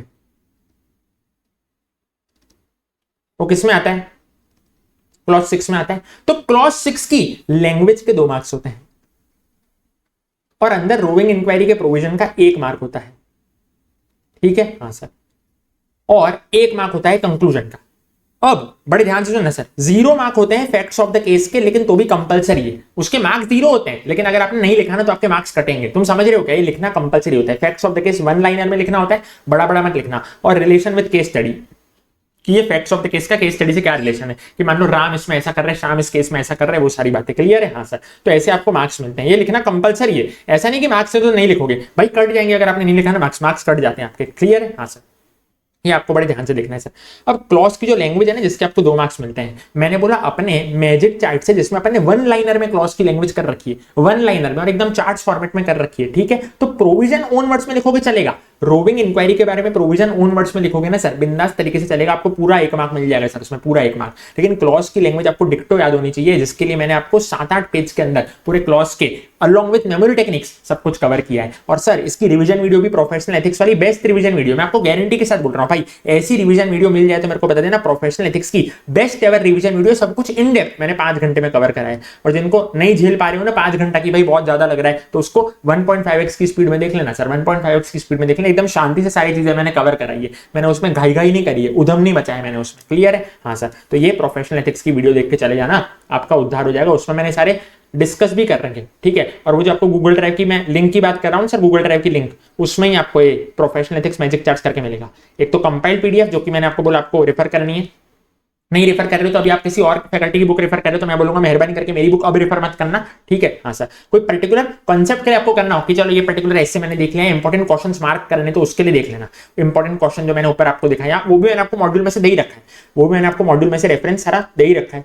क्लियर है, अगर आपको मेरी चार्ट्स फॉलो नहीं करना है, ठीक है। लेकिन ये प्रोफेशनल एथिक्स में वन लाइनर वाला जरूर रेफर कर लेना, वो मैं आपको बोल रहा हूँ सर, प्रोफेशनल एथिक्स का जरूर रेफर कर लेना। तो वो गूगल ड्राइव में मैजिक चार्ट जो है ना, उधर मैजिक चार्ट्स में आपको नहीं दिखेगा, कंपाइल पीडीएफ में नहीं दिखेगा, अलग से उस गूगल ड्राइव में आपको मिलेगा प्रोफेशनल एथिक्स मैजिक चार्ट्स। तो वो प्लीज आप कर लेना, मजा आ जाएगा। वो वन लाइनर मैजिक चार्ट्स पूरे चार्ट फॉर्मेट में आपको रटवाए भी हैं, वो अपने जो रिवीजन लेक्चर है ना उसमें, ठीक है। हाँ सर, यूट्यूब पे रिवीजन लेक्चर मिलेगा, लाइव फीड में देखना मिल जाएगा, और प्लेलिस्ट में देखोगे ना 1.5 डेज धमाका रिवीजन सीरीज, आपको 100% रिवीजन वीडियोस मिल जाएंगे। हाउ टू अंडरलाइन कीवर्ड्स, मैंने बोला भाई बहुत सारे लोग क्या करते हैं ना, गलत चीज करते हैं, कीवर्ड्स को मेमोराइज करने बैठ जाते हैं। मैंने बोला ये चीज गलत है ना सर, बस कंटेंट को रीड करते जाओ, बेसिक कॉमन सेंस के हिसाब से आपको कीवर्ड्स अंडरलाइन करना है एग्जाम में। अभी आपको कंसंट्रेट नहीं करना है कि भाई मैं किसी फैकल्टी की रेफरेंस बुक पढ़ रहा हूँ, ठीक है, तो इसमें कौन सा कीवर्ड है और कौन सा नॉर्मल लिखा हुआ है, ऐसा सब फालतूगिरी कर मत देना। अभी मैंने बोला बस मीनिंग जो कन्वे करे ना, वैसा आप सेंटेंस आपको उधर फ्रेम करके आना है, अलॉन्ग विद आईसीए कीवर्ड्स। कैसे करना है वो मैं आपको बता दूं। No word to word language to be replicated in exam. आपको लग रहा है हमको word to word language replicate करनी, मैंने बोला ऐसा नहीं है। कीवर्ड्स को उधर रख के आपको अपने आसपास का अपने ओन वर्ड्स में बिंदास तरीके से लिख सकते हो। जैसे कि एक लाइन है, EOM is provided when there is no modification as a result of the matter। यानी जिन जिन मैटर पे मॉडिफिकेशन होता है ना, उन पे EOM नहीं आ सकता। अगर EOM देना है ना, अगर EOM देना है ना मेरे को, तो वो पर्टिकुलर मैटर पे मॉडिफिकेशन नहीं होना चाहिए। क्लियर है, ये इसका मतलब है। EOM अगर मेरे को देना है किसी चीज पे, तो उस पर्टिकुलर मैटर पे मॉडिफिकेशन नहीं होना चाहिए, यानी कि basically qualified adverse disclaimer of opinion नहीं होना चाहिए, इसका मतलब है। तो बेसिकली इसमें क्या है ना सर, बड़े ध्यान से देखना सर, इसको, इस चीज को बड़े ध्यान से देखना सर। मैंने बोला क्या मैंने बोल्ड किया है, EOM को एक तो मैंने बोल्ड किया है और नो मॉडिफिकेशन को बोल्ड किया है, बस इतना ही है। लेकिन इसका मतलब ये नहीं कि आप अभी रटने बैठ जाओगे। आपको किसी फैकल्टी की बुक में दिखेंगे बोल्ड वाले कीवर्ड्स, तो आप रटने मत बैठ जाना कि अच्छा ये इसका कीवर्ड है। भाई कीवर्ड मत रटो, लैंग्वेज को एक दो बार पढ़ लो, कीवर्ड उधर अपने बेसिक कॉमन सेंस के हिसाब से लगा के आना, ठीक है। अपना बेसिक कॉमन सेंस है, उसका लैंग्वेज कन्वे हो रहा है ना, EOM और नो मॉडिफिकेशन, ठीक है। हाँ, इतना जरूरी नहीं है, बस आप कुछ ना कुछ हाईलाइट कर दो इंपॉर्टेंट वाली चीजें, बस इतना ही है। बाकी कीवर्ड्स पे इतना ज्यादा फोकस करना जरूरी नहीं है कि आप अपने मेन कंटेंट से ही फोकस खो बैठो, ठीक है। इसलिए आप अगर मेरे मैजिक चार्ट देखोगे, मैंने सेंटेंस को शॉर्ट कर दिया है कीवर्ड्स को रिटेन करते हुए, और कीवर्ड्स को अंदर अलग से अंडरलाइन नहीं करके दिखाया तुमको। तुम समझ रहे हो क्या? हाँ सर, बस शॉर्ट लाइन याद कर लेना, आपका क्या है ना, कॉन्फिडेंस बढ़ जाएगा। ऐसा बस मैं आपको बोलने की कोशिश कर रहा हूँ, कीवर्ड्स के पीछे मत पड़ जाना, कीवर्ड्स हमको वर्ड टू वर्ड याद करने, ऐसा कुछ नहीं है। Replacement of mock test, sir mock test देने का टाइम चला गया, ठीक है। तो अब हम क्या करें, हमारा सिलेबस भी नहीं हो रखा। मैंने बोला जो मैंने तुमको ऊपर मोस्ट इंपोर्टेंट कंसेप्ट बताए ना सर, उसको खाली रफली स्क्रिबल कर लेना। सर स्क्रिबल क्या होता है ना सर, 4 पॉइंट है अगर किसी आंसर में, तो भाई उसको रफली ऐसा फटाफट तरीके से एकदम ऐसा गंदी सी हैंडराइटिंग में मैंने लिख दिया, उससे आपकी राइटिंग प्रैक्टिस भी हो जाएगी। मॉक टेस्ट पे आपको अलग से टाइम भी नहीं देना पड़ेगा, तो आपके दोनों काम हो जाएंगे। राइटिंग प्रैक्टिस जिसका आपको डर रहता है ना सर, तो वो भी आपकी हो जाएगी, और मॉक टेस्ट पे अलग से आपको टाइम भी नहीं देना पड़ेगा। तो स्क्रिबल कर लेना, एक स्टैंडर्ड का एक चैप्टर का खाली एक क्वेश्चन भी स्क्रिबल कर लोगे ना सर, तो भी चल जाएगा, एक क्वेश्चन खाली, ठीक है। और वो करना इतना हार्ड नहीं है, तो आपको मॉक टेस्ट पे अलग से टाइम भी नहीं देना पड़ेगा, और वैसे भी मॉक टेस्ट देने का जो टाइम था वो चला गया। अब आपको प्रिपरेशन पे ज्यादा से ज्यादा क्या करना है सर, टाइम देना है। क्या आपको मेरी बात क्लियर है क्या? हाँ सर। सर कौन से क्वेश्चन इसमें प्रैक्टिस करने, जो मैंने ऊपर आपको इंपॉर्टेंट कॉन्सेप्ट्स दिए ना वो करना। इंपॉर्टेंट क्वेश्चंस की लिस्ट में से मत करना, मॉड्यूल की उसमें से मत करना, जो इंपॉर्टेंट कंसेप्ट की लिस्ट दी है ना सर, उसमें से करना। क्लियर है? हाँ sir.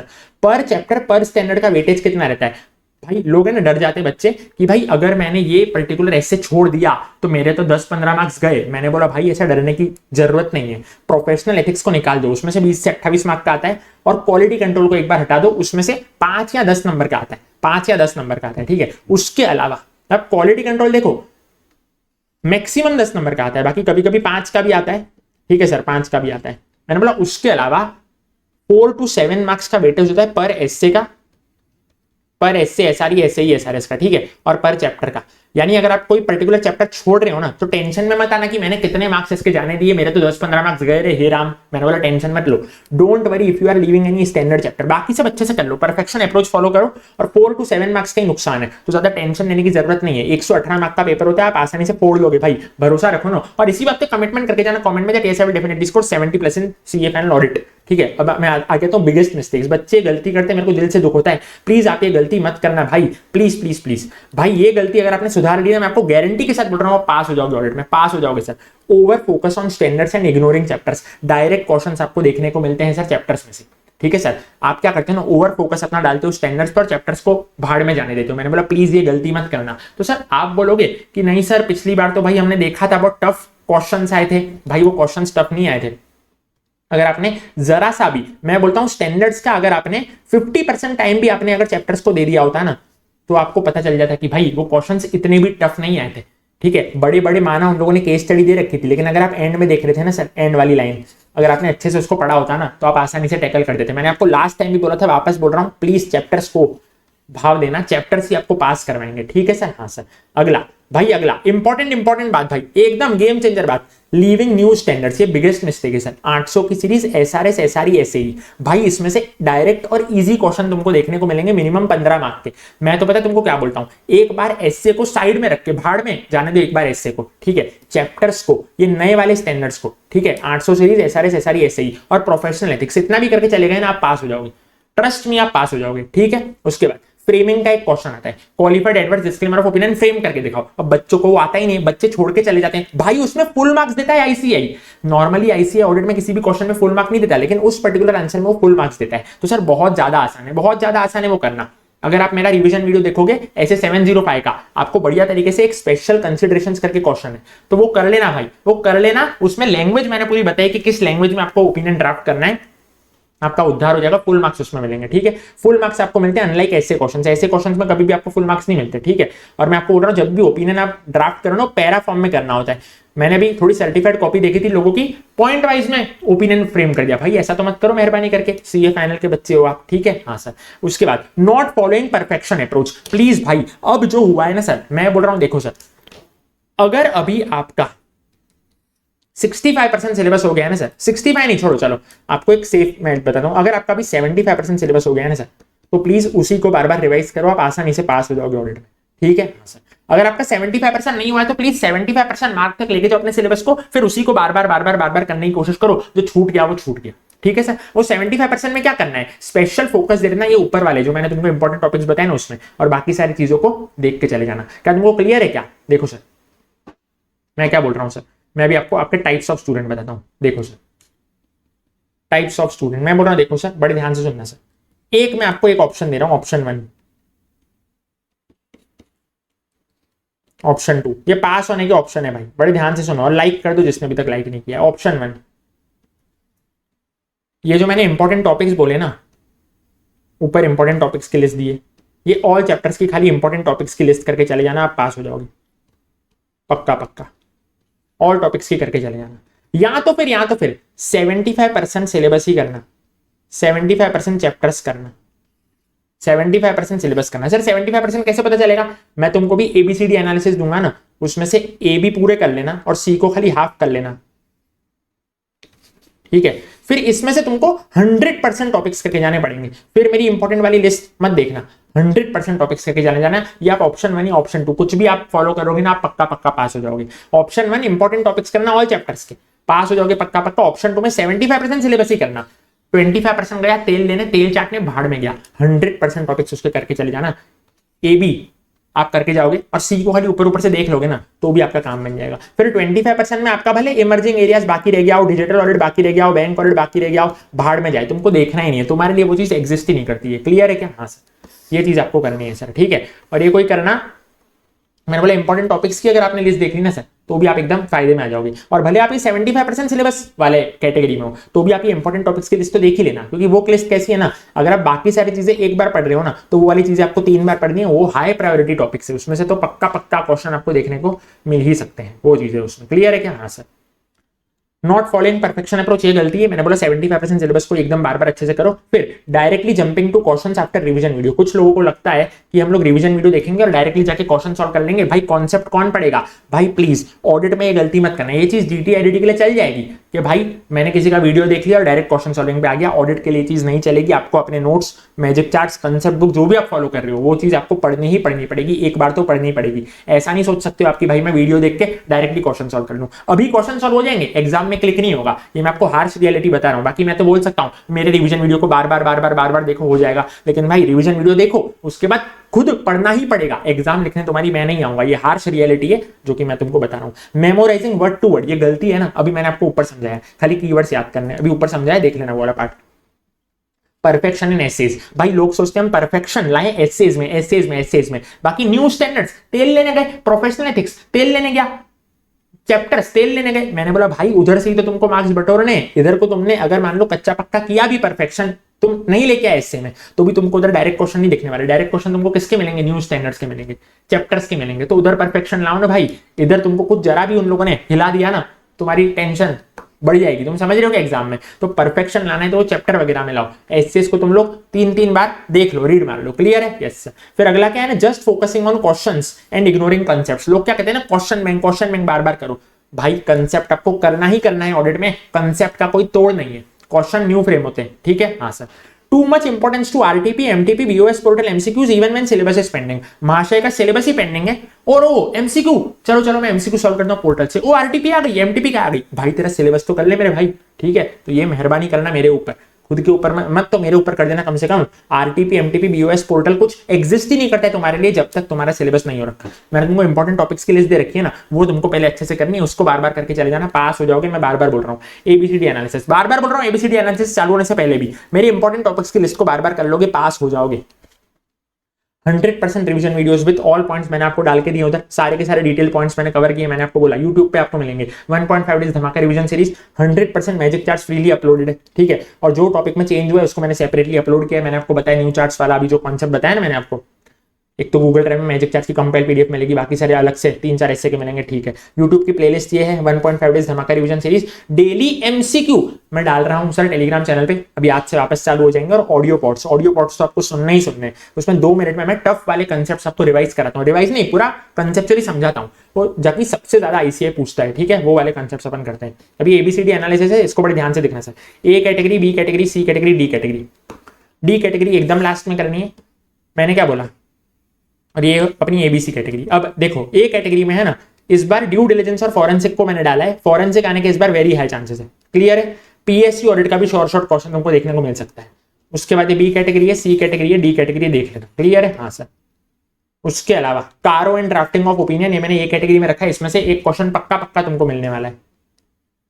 Bear minimum chapters to score 40 if audit not yet started, audit को अच्छे से स्टार्ट नहीं किया तो बेयर मिनिमम चैप्टर, इसमें परफेक्शन अप्रोच के साथ करना है कि ये क्वेश्चन में तो कोई तुम्हारा हाथ पकड़ ही नहीं पाए, इसका कोई क्वेश्चन है ना तो तुम आसानी से सॉल्व कर लो, ठीक है? वही चीज जो मैंने अभी तुमको बोली थी, ऑल चैप्टर्स तुमको करना है। चैप्टर्स यानी कि चैप्टर्स, भाई चैप्टर नंबर 12 से जो चालू है ना digital audit emerging areas, essays आपको नहीं करने, नो एसेस, क्लियर है क्या? हाँ सर। ऐसे 800 की सीरीज कर लेना, एसआरएस एसआरई एसए की सीरीज कर लेना, प्रोफेशनल एथिक्स कर लेना, ठीक है? बेसिकली आपको ऐसे 200 से लेकर के 700 की सीरीज गई भाड़ में, इतना भी आपने परफेक्शन से कर लिया ना, आप आसानी से पास हो गए, इतना भी आपने कर लिया। अब आपको बहुत सारे लोग को मस्ती लगती है, देखो प्रोफेशनल एथिक्स से 20 मार्क आपके पक्के हो गए, इधर से आपके 15 मार्क पक्के हो गए, ऑल चैप्टर्स करके आपके 30 मार्क पक्के हो गए। भाई इसको आपने बार बार कर लिया, कोई आपको नहीं रोक सकता है पास होने से। और मेरे को पता है आपने थोड़े बहुत ऐसे तो करे ही होंगे भाई, थोड़े बहुत ऐसे तो करे ही होंगे, तो उसको एक बार रिवाइज करना जो अभी तक ऐसे कर रहे हैं। इसमें भी फोकस ज्यादा करना है कंसेप्ट्स पे और इंपॉर्टेंट क्वेश्चंस ऑफ मॉड्यूल पे, क्लियर है? हाँ, कंसेप्ट्स में भी ज्यादा फोकस किस पे करना है, इंपॉर्टेंट कंसेप्ट्स पे। अब यहाँ पे एक बात ध्यान रखना, अगर आप खाली इतना करके जा रहे हो ना तो आपको 100% कवरेज करके चलना है इन सारी चीजें, क्लियर है? इंपॉर्टेंट टॉपिक्स पहले करना है और बाकी सारे टॉपिक्स बाद में करना है, क्लियर है? इतना कर रहे हो तो फिर एकदम 100% तरीके से करना कि कोई आपका हाथ भी ना पकड़ पाए। वेटेज देखो सर, कैटेगरी 1 10 से लेके 118 मार्क्स, मैंने बोला देखो वेटेज का कैसा है ना सर, मतलब सॉरी 10 से लेके क्या 118 मार्क्स के पेपर में से 10 मार्क आता है। इधर 118 मार्क के पेपर में से 10 मार्क का कंटेंट आएगा, इमर्जिंग एरियाज 5 मार्क का आएगा, डिजिटल ऑडिट 5 मार्क का आएगा। मैं बोल रहा हूँ भाई एकदम वर्स्ट केस सिनेरियो लो, 10 में से तुमको खाली 20% आया, 2 मार्क्स, 10 में से तुमको खाली 20% आए, 2 मार्क्स, तो भी तुम आसानी से भाई 2 मार्क्स से तुम स्कोर कर ही सकते हो ना, तुम इतने भी तो गए गुजरे नहीं हो, इमर्जिंग एरियाज में से तुम निकाल लेना 2 मार्क्स। भाई एकदम प्रूडेंस कंसेप्ट के हिसाब से ले रहा हूं और तुमको मैं बता रहा हूं कि भाई पास होना मुश्किल नहीं है। लोग कहते हैं भाई ऑडिट में पास नहीं होंगे, मैंने बोला मानता हूं मैं तुम्हारी बात, बहुत सारे लोग फेल हुए, लेकिन तुम अपनी मेंटेलिटी को ऐसा मत बनाओ ना, ऑडिट इजीएस्ट सब्जेक्ट है आज से। भाई अभी ये कमेंट कर दो कि audit is the easiest subject, audit is the easiest subject. तुम तुम्हारे सबकॉन्शियस माइंड में क्या मैसेज भेज रहे हो, ऑडिट हार्ड है मेरे को याद नहीं हो रहा, क्या पागल हो क्या? सिंपल सी बात समझो, audit is the easiest subject. भाई तुम लोग कर लोगे, मेरा भरोसा रखो। Yes I will definitely score 70+ in CF and audit, audit is the easiest subject. Comment करो ना, रोज बोलो ना खुद को, ऑडिट हार्ड नहीं है भाई, डरा के रखा है तुम लोग को मार्केट में, क्लियर है क्या? कैटेगरी 2 25 मार्क का आएगा आउट ऑफ 118 मार्क्स का पेपर। मैंने बोला भाई खाली 50% स्कोर करना, ठीक है? खाली 50%। कौन से? ये सारे चैप्टर है उसके अंदर। कैटेगरी 3 58 मार्क्स का आता है, खाली 20% स्कोर कर लोगे, 12 मार्क। मैंने बोला भाई सारे ऐसे एसआरएस एसआरई ऐसे ही में से तुम इतने भी तो गए गुजरे नहीं हो ना कि खाली 20% मार्क्स लेके आओ, खाली 12 मार्क लेके आओ 58 में से, उससे तो ज्यादा ही आएंगे। हाँ सर, तो भी मैं बोल रहा हूँ ये सब टोटल मिला के आपका 40 मार्क हो जाएगा। ये प्रोफेशनल एथिक्स में से आप 50% मार्क्स तो लेके ही आओगे। हाँ सर, आपने इतनी मेहनत करी है पीई पे, तो आप मेहनत करके इतने तो ले आओगे ना 13 मार्क्स। मैंने बोला आप आसानी से पास हो गए भाई, कौन रोकेगा आपको पास होने से? तुम मेरे को बताओ भाई, दिल पे हाथ रख के बोलो ना तुम लोग कि audit is the easiest subject. मैं आपको बता रहा हूँ भाई, बहुत फर्क पड़ता है, आपकी मेंटालिटी जो होती है ना आपके रिजल्ट पे बहुत इंपैक्ट डालती है। सोचो ही मत कि ऑडिट हार्ड है, आसानी से हो जाएगा भाई, कर लेंगे। ठीक है, कारो section 143 risk assessment internal control, ऐसे का ही पार्ट होता है। बस इतना मेरे को आपको बताना था। Most important points to implement 70-100 strategy देखना सर, इस बार देखना। एक्सपेक्टेड पेपर लेवल इस बार एवरेज रहने वाला है, लास्ट टाइम हार्ड पेपर था, इस बार एवरेज आने के चांसेस। मटेरियल क्या यूज करना है कंसेप्ट के लिए, मेरे मैजिक चार्ट यूज कर लेना, नहीं तो किसी और फैकल्टी के नोट्स यूज करते हो तो बिंदास तरीके से करो, अभी मटेरियल बदलने की जरूरत नहीं है। ठीक है, हाँ सर। फॉर क्वेश्चंस आपको क्या करना है ना सर, क्वेश्चन चार्ट्स कर लेना, वेरी कंसाइज है। जिन लोगों ने मेरी क्वेश्चन चार्ट्स की बैच ले रखी है, जिन लोगों ने नहीं ले रखी वो आईसीए मॉड्यूल के इंपॉर्टेंट क्वेश्चंस कर लेना, और bold questions of RTP MTP करके चले जाओगे तो भी आपका उद्धार हो जाएगा। जो ऊपर बोल्ड मैंने आपको बताया ना करके दिए। हाँ सर प्रोनाउंसमेंट करें क्या, इररेलेवेंट है। देखो सर मैं आपको बोल रहा हूँ प्रोनाउंसमेंट में से क्वेश्चन पक्का आएगा, जाओ लिख के ले लो। 4 to 6 मार्क्स का आएगा, एनी स्टैंडर्ड में से लग सकते हैं भाई। उनको हार्ड पेपर बनाए हुए ना, वो 10 से 12 मार्क्स का देंगे, जाओ लिख के ले लो। अब भाई हजारों पेज का प्रोनाउंसमेंट है, किसी भी स्टैंडर्ड में से दे देंगे, पागल थोड़ी अपन प्रोनाउंसमेंट करने बैठेंगे। इररिलेवेंट मान के चलो, तेल लेने गए वो 10 मार्क्स, क्लियर है। वो भी 10 मार्क्स तो एकदम हार्ड पेपर में, इजी पेपर दिया हो ना तो 0 मार्क्स का आएगा, नहीं तो 4 मार्क्स का आएगा। टेंशन लेने की जरूरत नहीं, प्रोनाउंसमेंट गए तेल लेने।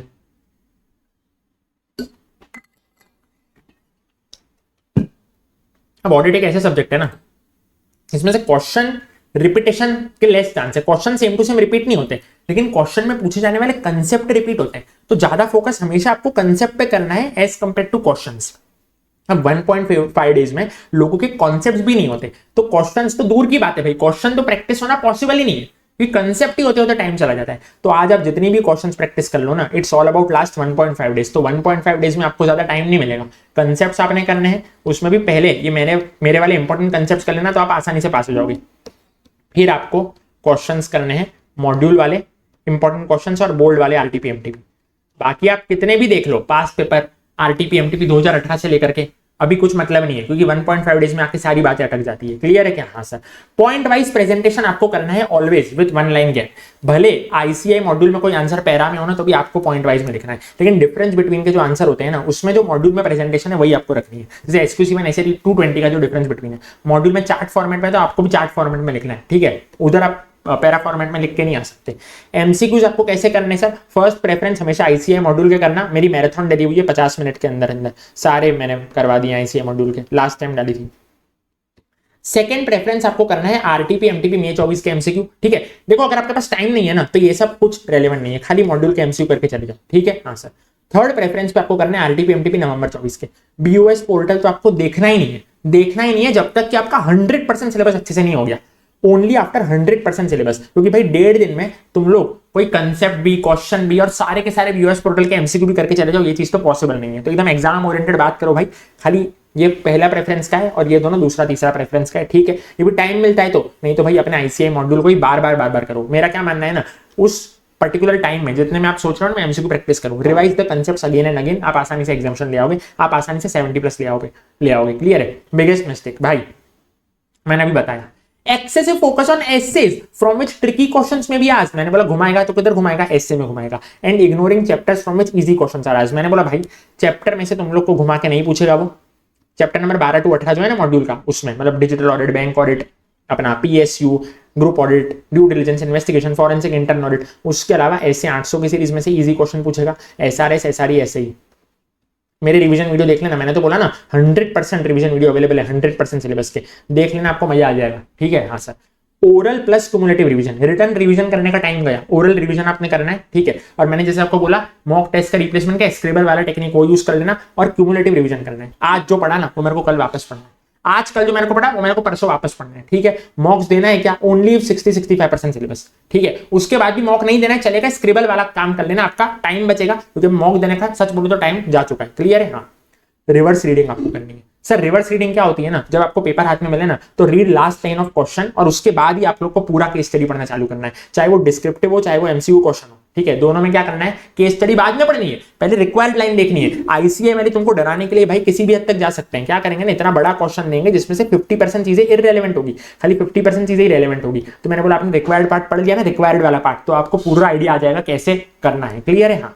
एक गलती जो कि मैक्सिमम बच्चे करते हैं भाई, वो पूछता है क्वेश्चन में whether contention of management is valid, whether contention of auditor is valid, तो लिख के आना होता है। इसका भी 1 नंबर होता है भाई आईसीआई के मार्किंग स्कीम में कि yes contention is valid, no contention is invalid, तो प्लीज इसको लिख के लाना। फिर भाई कोई आंसर में अगर 8 से 9 पॉइंट्स है मॉड्यूल में, तो भाई क्या करें, सारे के सारे याद करने हैं क्या? खाली 5 पॉइंट ही याद करने हैं, 5 से 6 पॉइंट याद करना, क्योंकि मैक्सिमम क्वेश्चन आपको 5 नंबर का ही आता है। तो 5 मार्क के आंसर के लिए 6 पॉइंट याद करके चले जाना, आपका उद्धार हो जाएगा। पूरा का पूरा देखने का टाइम वेस्ट मत करना, 1.5 दिन में वैसे ही हालत खराब होगी। क्लियर है? हाँ sir. Don't waste much time in memorising professional ethics. मैंने तुमको क्या बोला? प्रोफेशनल एथिक्स बिंदास तरीके से उन वर्ड्स में करके आना। अब लोग क्या करते हैं ना सर, लोग क्या करते हैं ना, प्रोफेशनल एथिक्स को याद करने बैठ जाते हैं, उसमें टाइम दे देते हैं अपना। मैंने बोला स्पेसिफिक आवर्स अलॉट करो भाई, नहीं तो पूरे पूरे दिन तुम प्रोफेशनल एथिक्स ही पढ़ने बैठ जाओगे। तो ओन वर्ड्स में लिख के आना बिंदास तरीके से। खाली वो मैजिक चार्ट्स में मैंने तुमको बोला ना, one liner language, one liner clause की लैंग्वेज,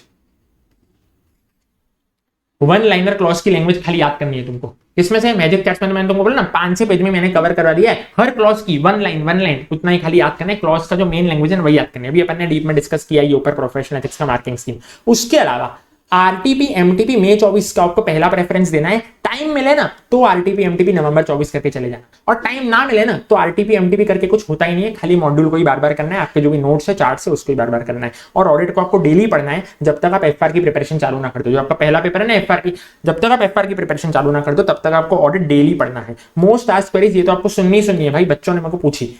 एक तो था सबसे ज्यादा जो कि बच्चों ने मेरे से डिमांड की ना, वो था मोस्ट इंपोर्टेंट कंसेप्ट्स और क्वेश्चंस के लिए, जो कि मैंने आपको ऊपर दे दिए भाई। खतरनाक एनालिसिस करके दिए, इसलिए टाइम लग गया, नहीं तो मैं आपको 2 दिन में बना के देता। तो इसी बात पे प्लीज वीडियो को लाइक कर देना, ठीक है सर। हाँ, उसके बाद unable to retain audit. Sir audit है ना, पढ़ रहे हैं लेकिन याद नहीं रह रहा है। मैंने बोला भाई टेंशन मत लो, ओरल क्यूमुलेटिव रिवीजन करो। मैंने बोला रिटर्न करने का तो टाइम चला गया, ओरल क्यूमुलेटिव रिवीजन करो चार्ट से, मेमोरी टेक्निक से। चार्ट्स अवेलेबल नहीं है अगर आपके पास, आप मॉड्यूल में से पढ़ रहे हो तो स्क्रिबल करो। क्लियर है? हाँ सर। स्क्रिबल यानी रफली उसको लिखने की कोशिश करो, ऐसे चार्ट्स बनाने की कोशिश करो रफली, ठीक है। रीड अलाउड एंड रोम, मैं तो यही करता था भाई, जोर जोर से चिल्ला के ऑडिट पढ़ता था और पूरे रूम में घूम घूम करता था, ठीक है सर। हाँ, क्योंकि एक जगह पे बैठूंगा ना भाई साहब मैं सो जाऊंगा। क्लियर है क्या? हाँ सर। उसके बाद डोंट वरी, तुम अकेले नहीं हो जिसको ऑडिट रिटेन नहीं हो रहा है, ये ग्लोबल इशू बन चुका है। कोई दिन में पटाखे फोड़ रहा है भाई, क्या बताऊं मैं, पीछे से पटाखों की आवाज आ रही है, इधर बच्चों की हालत खराब हो गई, दिन में पटाखे फोड़ रहे हैं लोग, कैसे लोग हैं दिन के टाइम में पटाखे फोड़ने, क्या बोलूं मैं।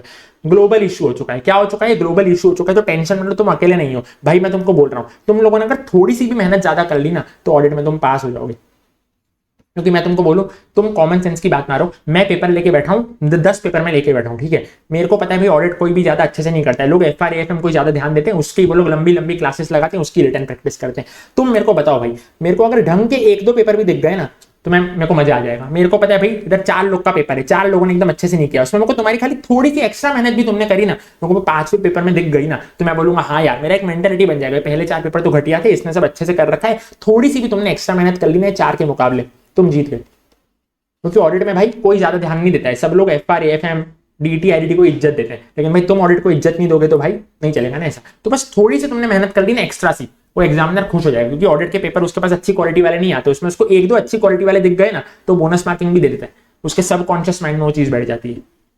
उसके बाद unable to understand question due to its length. Question इतना बड़ा है कि हम समझ में ही नहीं पा रहे कि कौन से एस्से में से क्वेश्चन आया, कौन से चैप्टर में से आया है। मैंने बोला भाई खाली 50% क्वेश्चन ही रेलेवेंट होता है, तो आपको क्या करना है, मैंने भी अभी आपको बताया कि लास्ट लाइन आपको पढ़नी है, रिक्वायर्ड पार्ट आपको पहले पढ़ना है, फिर केस स्टडी पढ़नी है, तो आपको पता चल जाएगा क्या चीजें रेलेवेंट है क्या चीजें इररेलेवेंट है। Unable to study for long hours, तो एक काम करो प्रैक्टिकल सब्जेक्ट के साथ मिक्स कर लो, सुबह ऑडिट पढ़ो शाम को एफआर पढ़ो, ठीक है। Is doing questions very important after concept. Sir क्या कंसेप्ट कर लें, क्या क्वेश्चन करना बहुत जरूरी है। मैंने बोला भाई टाइम नहीं है तो प्लीज आईसीआई मॉड्यूल के इंपॉर्टेंट क्वेश्चन तो कर ही लेना।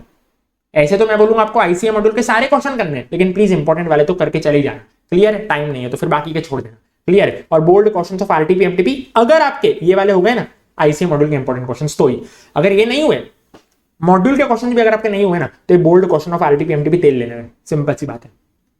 फिर कोई बोल रहा है जैसे जैसे नया पढ़ रहे हैं ना सर तो पुराना भूलते चले जा रहे हैं। मैंने बोला अभी आपको ऐसा लगेगा, लेकिन 1.5 दिन में आप जब सब रिवाइज करोगे ना तो सारी चीज आपको रिकॉल हो जाएगी। अभी आपको कोई लगेगा ना क्योंकि 10 दिन पहले आपने कुछ पढ़ा था वो याद नहीं आ रहा है अभी आपको, समझ रहे हो? हाँ सर। लेकिन 1.5 दिन में आप पढ़ोगे ना तो आपको पक्का पक्का याद आ जाएगा, मेरी गारंटी है, टेंशन मत लो, ठीक है।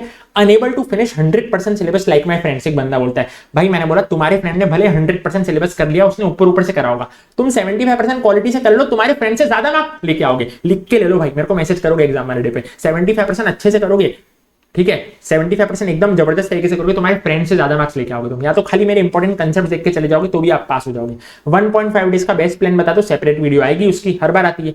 कंसेप्ट्स में टाइम नहीं लगता सर, लेकिन क्वेश्चंस में बहुत ज्यादा टाइम लग रहा है, तो मैंने बोला क्वेश्चन बैंक फॉलो करना छोड़ दो, क्वेश्चन चार्ट देखो मेरे, यहाँ तो छोड़ो, जिन लोगों ने अभी तक नहीं लिया है अब मत लेना। आईसीआई मॉड्यूल के इंपॉर्टेंट क्वेश्चन की लिस्ट जो दी है वो देख के चले जाओ, उद्धार हो जाएगा। लिमिटेड क्वेश्चन है, ठीक है। और जो आपको टाइम बच रहा है ना आपका, उसमें आप कंसेप्ट को ही बार बार पढ़ लो। क्लियर है क्या? आईसीआई मॉड्यूल के इंपॉर्टेंट क्वेश्चन देखा जाए तो बहुत ज्यादा नहीं है, पहले ही मॉड्यूल में कम क्वेश्चन दिए हुए हैं, उसमें से भी मैंने तुमको छांट के अच्छे वाले इंटरप्रिटेशनल बेस्ड क्वेश्चन दिए हैं। क्लियर है क्या? हाँ से क्वेश्चन बैंक का एक क्वेश्चन करने जाओगे तो टाइम तो लगेगा ना, तो उतना जो टाइम है ना, तो मॉड्यूल इंपॉर्टेंट क्वेश्चन में तुम्हारा टाइम बचेगा, तो उतना टाइम तुम बार बार कंसेप्ट करने को दो, क्योंकि मॉड्यूल में से मतलब जो क्वेश्चन बनते हैं ना वो मॉड्यूल के कंसेप्ट में से ही बनते हैं, ठीक है। क्वेश्चन बैंक में से कंसेप्ट नहीं भाई, क्वेश्चन नहीं बनते, एग्जाम में न्यू क्वेश्चन फ्रेम होते हैं कंसेप्ट में से, तो टेंशन नहीं होगी आपको। क्लियर है? Can we write in own words? मैंने बोला हाँ सर, ओन वर्ड्स में लिख सकते हो, लेकिन आईसीआई के कीवर्ड्स यूज करना है। कैसे यूज करना है अभी आपको ऊपर मैंने बताया। बिग इशू कंपैरिजन, मैं बोल रहा हूं जो लोग ये वीडियो देख रहे हैं उसमें से 90% लोग एक से ज्यादा फैकल्टी की बुक वापर रहे हैं। मैंने बोला कंपैरिजन करने का टाइम गया। आप ऐसा कर सकते हो कि ये पर्टिकुलर चैप्टर मैंने एक फैकल्टी की बुक में से देखा, दूसरा मैंने दूसरे फैकल्टी की बुक में से देखा, लेकिन एक ही पर्टिकुलर चैप्टर को कंपैरिजन खेल रहे हो ना भाई, तुम खतरे में हो, लाल बत्ती तुम्हारे सर पे मंडरा रही है, मैं तुमको बता रहा हूँ। नोट्स पढ़ने में लोग कह रहे हैं कि टाइम बहुत जा रहा है, तो मैंने बोला भाई नोट्स तुम डायरेक्टली मत पढ़ने बैठो, रिवीजन वीडियो देख लो किसी का भी, ठीक है। हाँ सर, मैं नहीं बोल रहा हूँ मेरा ही देखो, किसी का भी देख लो, ठीक है सर। 1.5 डेज धमाका रिवीजन सीरीज करके मेरी प्लेलिस्ट है, तो मेरा देख लो, किसी का भी देख लो भाई, जिसमें से तुमने पहले पढ़ रखा है ना उसका देखना, ठीक है। हाँ पहले किसी का नहीं देख रखा तो तुम मेरा देख सकते हो, मेरे क्लास वाले तो मेरा ही देखेंगे, तो 1.25x के स्पीड पे रिवीजन वीडियो देख लेना, ठीक है। हाँ सर 1.5x या 2x की स्पीड पे मत देखना, वो टाइम वेस्ट करने जैसा हुआ, क्योंकि फिर तुमको कुछ समझ में नहीं आने वाला, तुम वापस से अपना खुद का टाइम डिवोट करोगे, तो फालतूगिरी कर मत देना। सर कॉन्फिडेंस डाउन जा रहा है, क्या करें? मैंने बोला डिवोट करना है आपको मॉर्निंग टाइम डेली, इवनिंग या नाइट में नहीं पढ़ना है। जैसे ऑडिट आपको मॉर्निंग में ही पढ़ना है, और शिफ्ट टू सिंगल मटेरियल मैंने अभी आपको ऊपर बताया। 20-30% कंफ्यूजिंग क्वेश्चंस आपको एग्जाम में मिलेंगे ही मिलेंगे, ये चीज को दिमाग में रख के चलना, नए क्वेश्चंस आपको मिलेंगे ही मिलेंगे। अपना फोकस क्या है ना, वो बाकी का 70% पेपर, उसको अच्छे से कर दिया, आप आसानी से पास हो जाओगे। कुछ याद ही नहीं हो रहा है सर, क्या करें? मैंने बोला भाई चैप्टर्स अच्छे से कर लो, पी अच्छे से कर लो, और नए वाले स्टैंडर्ड्स अच्छे से कर लो, बाकी गया भाड़ में। आपको ऊपर भी मैंने सिखाया। Unable to do written practice, क्या करें? मैंने बोला टाइम गया, ओरल क्यूमुलेटिव रिवीजन करते जाना। रिवीजन का सीक्वेंस क्या रखे? ABCD एनालिसिस में जो मैंने तुमको सीक्वेंस दिया। 8 मोस्ट इंपॉर्टेंट प्रो टिप्स दे दो आंसर राइटिंग के लिए। मैंने बोला सिंपल है, ऐसे नेम नंबर और डील्स विद, इसका 1 मार्क होता है सर। आईसीआई का पेपर पैटर्न में ऐसे का नाम नंबर तुमने लिख दिया और डील्स विद लिख दिया। SA 570 going concern deal with auditor's responsibilities relating to going concern in an audit of financial statements, इसका 1 नंबर होता है सर। कुछ नहीं आता ना, अंदर कुछ भी फाड़ागिरी लिखोगे, कुछ भी गप्पागिरी लिखोगे, लेकिन ये 1 नंबर इसका होता है। ये चीज अच्छे से लिख लेना सर, और ये आपको अलग से याद करने की कोशिश नहीं, अपने वर्ड्स में ही लिखना है sir. Deals with auditor's responsibility relating to समझ रहे हो? SA 560 subsequent events, deals with auditor's responsibilities relating to subsequent events in an audit of financial statements, बस इतना है। अब ऐसे का नाम नंबर आपको याद करना होता है, पी का क्लॉज नंबर आपको याद करना होता है, पूरा मैंने याद भी करवाया लिटरली आपको। पी का क्लॉज नंबर वो पी वाले वीडियो में देख लेना, वो इंपॉर्टेंट है, लेकिन कारो का क्लॉज नंबर याद नहीं करना होता। स्टैंडर्ड बेस्ड क्वेश्चन अगर आते हैं तो वो केस बेस्ड आते हैं, उसमें आप आंसर कैसे करोगे ना। मैंने बोला स्टैंडर्ड का नाम नंबर, डील्स विद वाली 1 लाइन लिखनी है, प्रोविजन लिखना है, फैक्ट्स ऑफ द केस लिखना है 1 लाइन में, दोनों का रिलेशन बता के कंक्लूजन लिखना। क्लियर है? चैप्टर के जो क्वेश्चन आएंगे ना, चैप्टर नंबर 12 से लेकर के 18 मॉड्यूल के, तो वो डायरेक्ट भी आएंगे और केस बेस्ड भी आएंगे। अगर डायरेक्ट आए जैसे कि methodology to provide assurance on BRSM, तो खाली सोल्यूशन लिख के आ जाना 6 स्टेप्स का, 6 स्टेप्स जो है ना उसके आंसर में। लेकिन अगर केस बेस्ड आए ना, तो पहले कंसेप्ट लिखना, फिर facts of the case 1 line, दोनों का रिलेशन, और फिर कंक्लूजन। क्लियर है? हाँ सर प्रोफेशनल एथिक्स का मार्किंग स्कीम कैसा है वो तो मैंने आपको भी ऊपर डीप में डिस्कस कर दिया। कीवर्ड्स आपको अंडरलाइन करके आने, मैंने आपको बताया ऊपर। आंसर की length 1 page max to max, मतलब 1 पेज आपको रखनी है, 1.5 पेजेस मैक्स टू मैक्स जानी चाहिए सर, ठीक है, उससे ज्यादा नहीं जानी चाहिए। सीक्वेंस क्या रखे पेपर राइटिंग का? तो पहले डिस्क्रिप्टिव क्वेश्चंस करना सारे के सारे जो तुमको पता है। अगर तुमको 3 आते हैं, 4 आते हैं, सारे आते हैं, जितने आते हैं पहले वो डिस्क्रिप्टिव क्वेश्चन करने जो कि तुमको आते हैं, भले 2 आते हो, 1 आता हो, 3 आता हो, 4 आता हो, फिर MCQ करना है, और एंड में वो डिस्क्रिप्टिव क्वेश्चन जिसमें तुम गप्पे मारने वाले हो जो कि तुमको नहीं आते, जिसमें तुम क्या लिखने वाले हो, ऐसे का नाम नंबर डील्स विद, इतना तो तुमको लिख के आना है भाई। प्लीज ऑडिट वाले लाइक करे बिना गए ना तो देख लेना भाई, एनालिसिस में टाइम लगता है तो प्लीज लाइक कर देना, और कमेंट करके जाना कमेंट में that definitely score 70% CFA audit. अब DT के बारे में बात करते हैं, in depth analysis of all past papers, RTPs MTPs।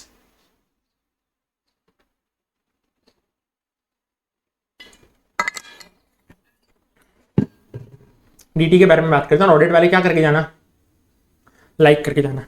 मेरे को 1 मिनट देना।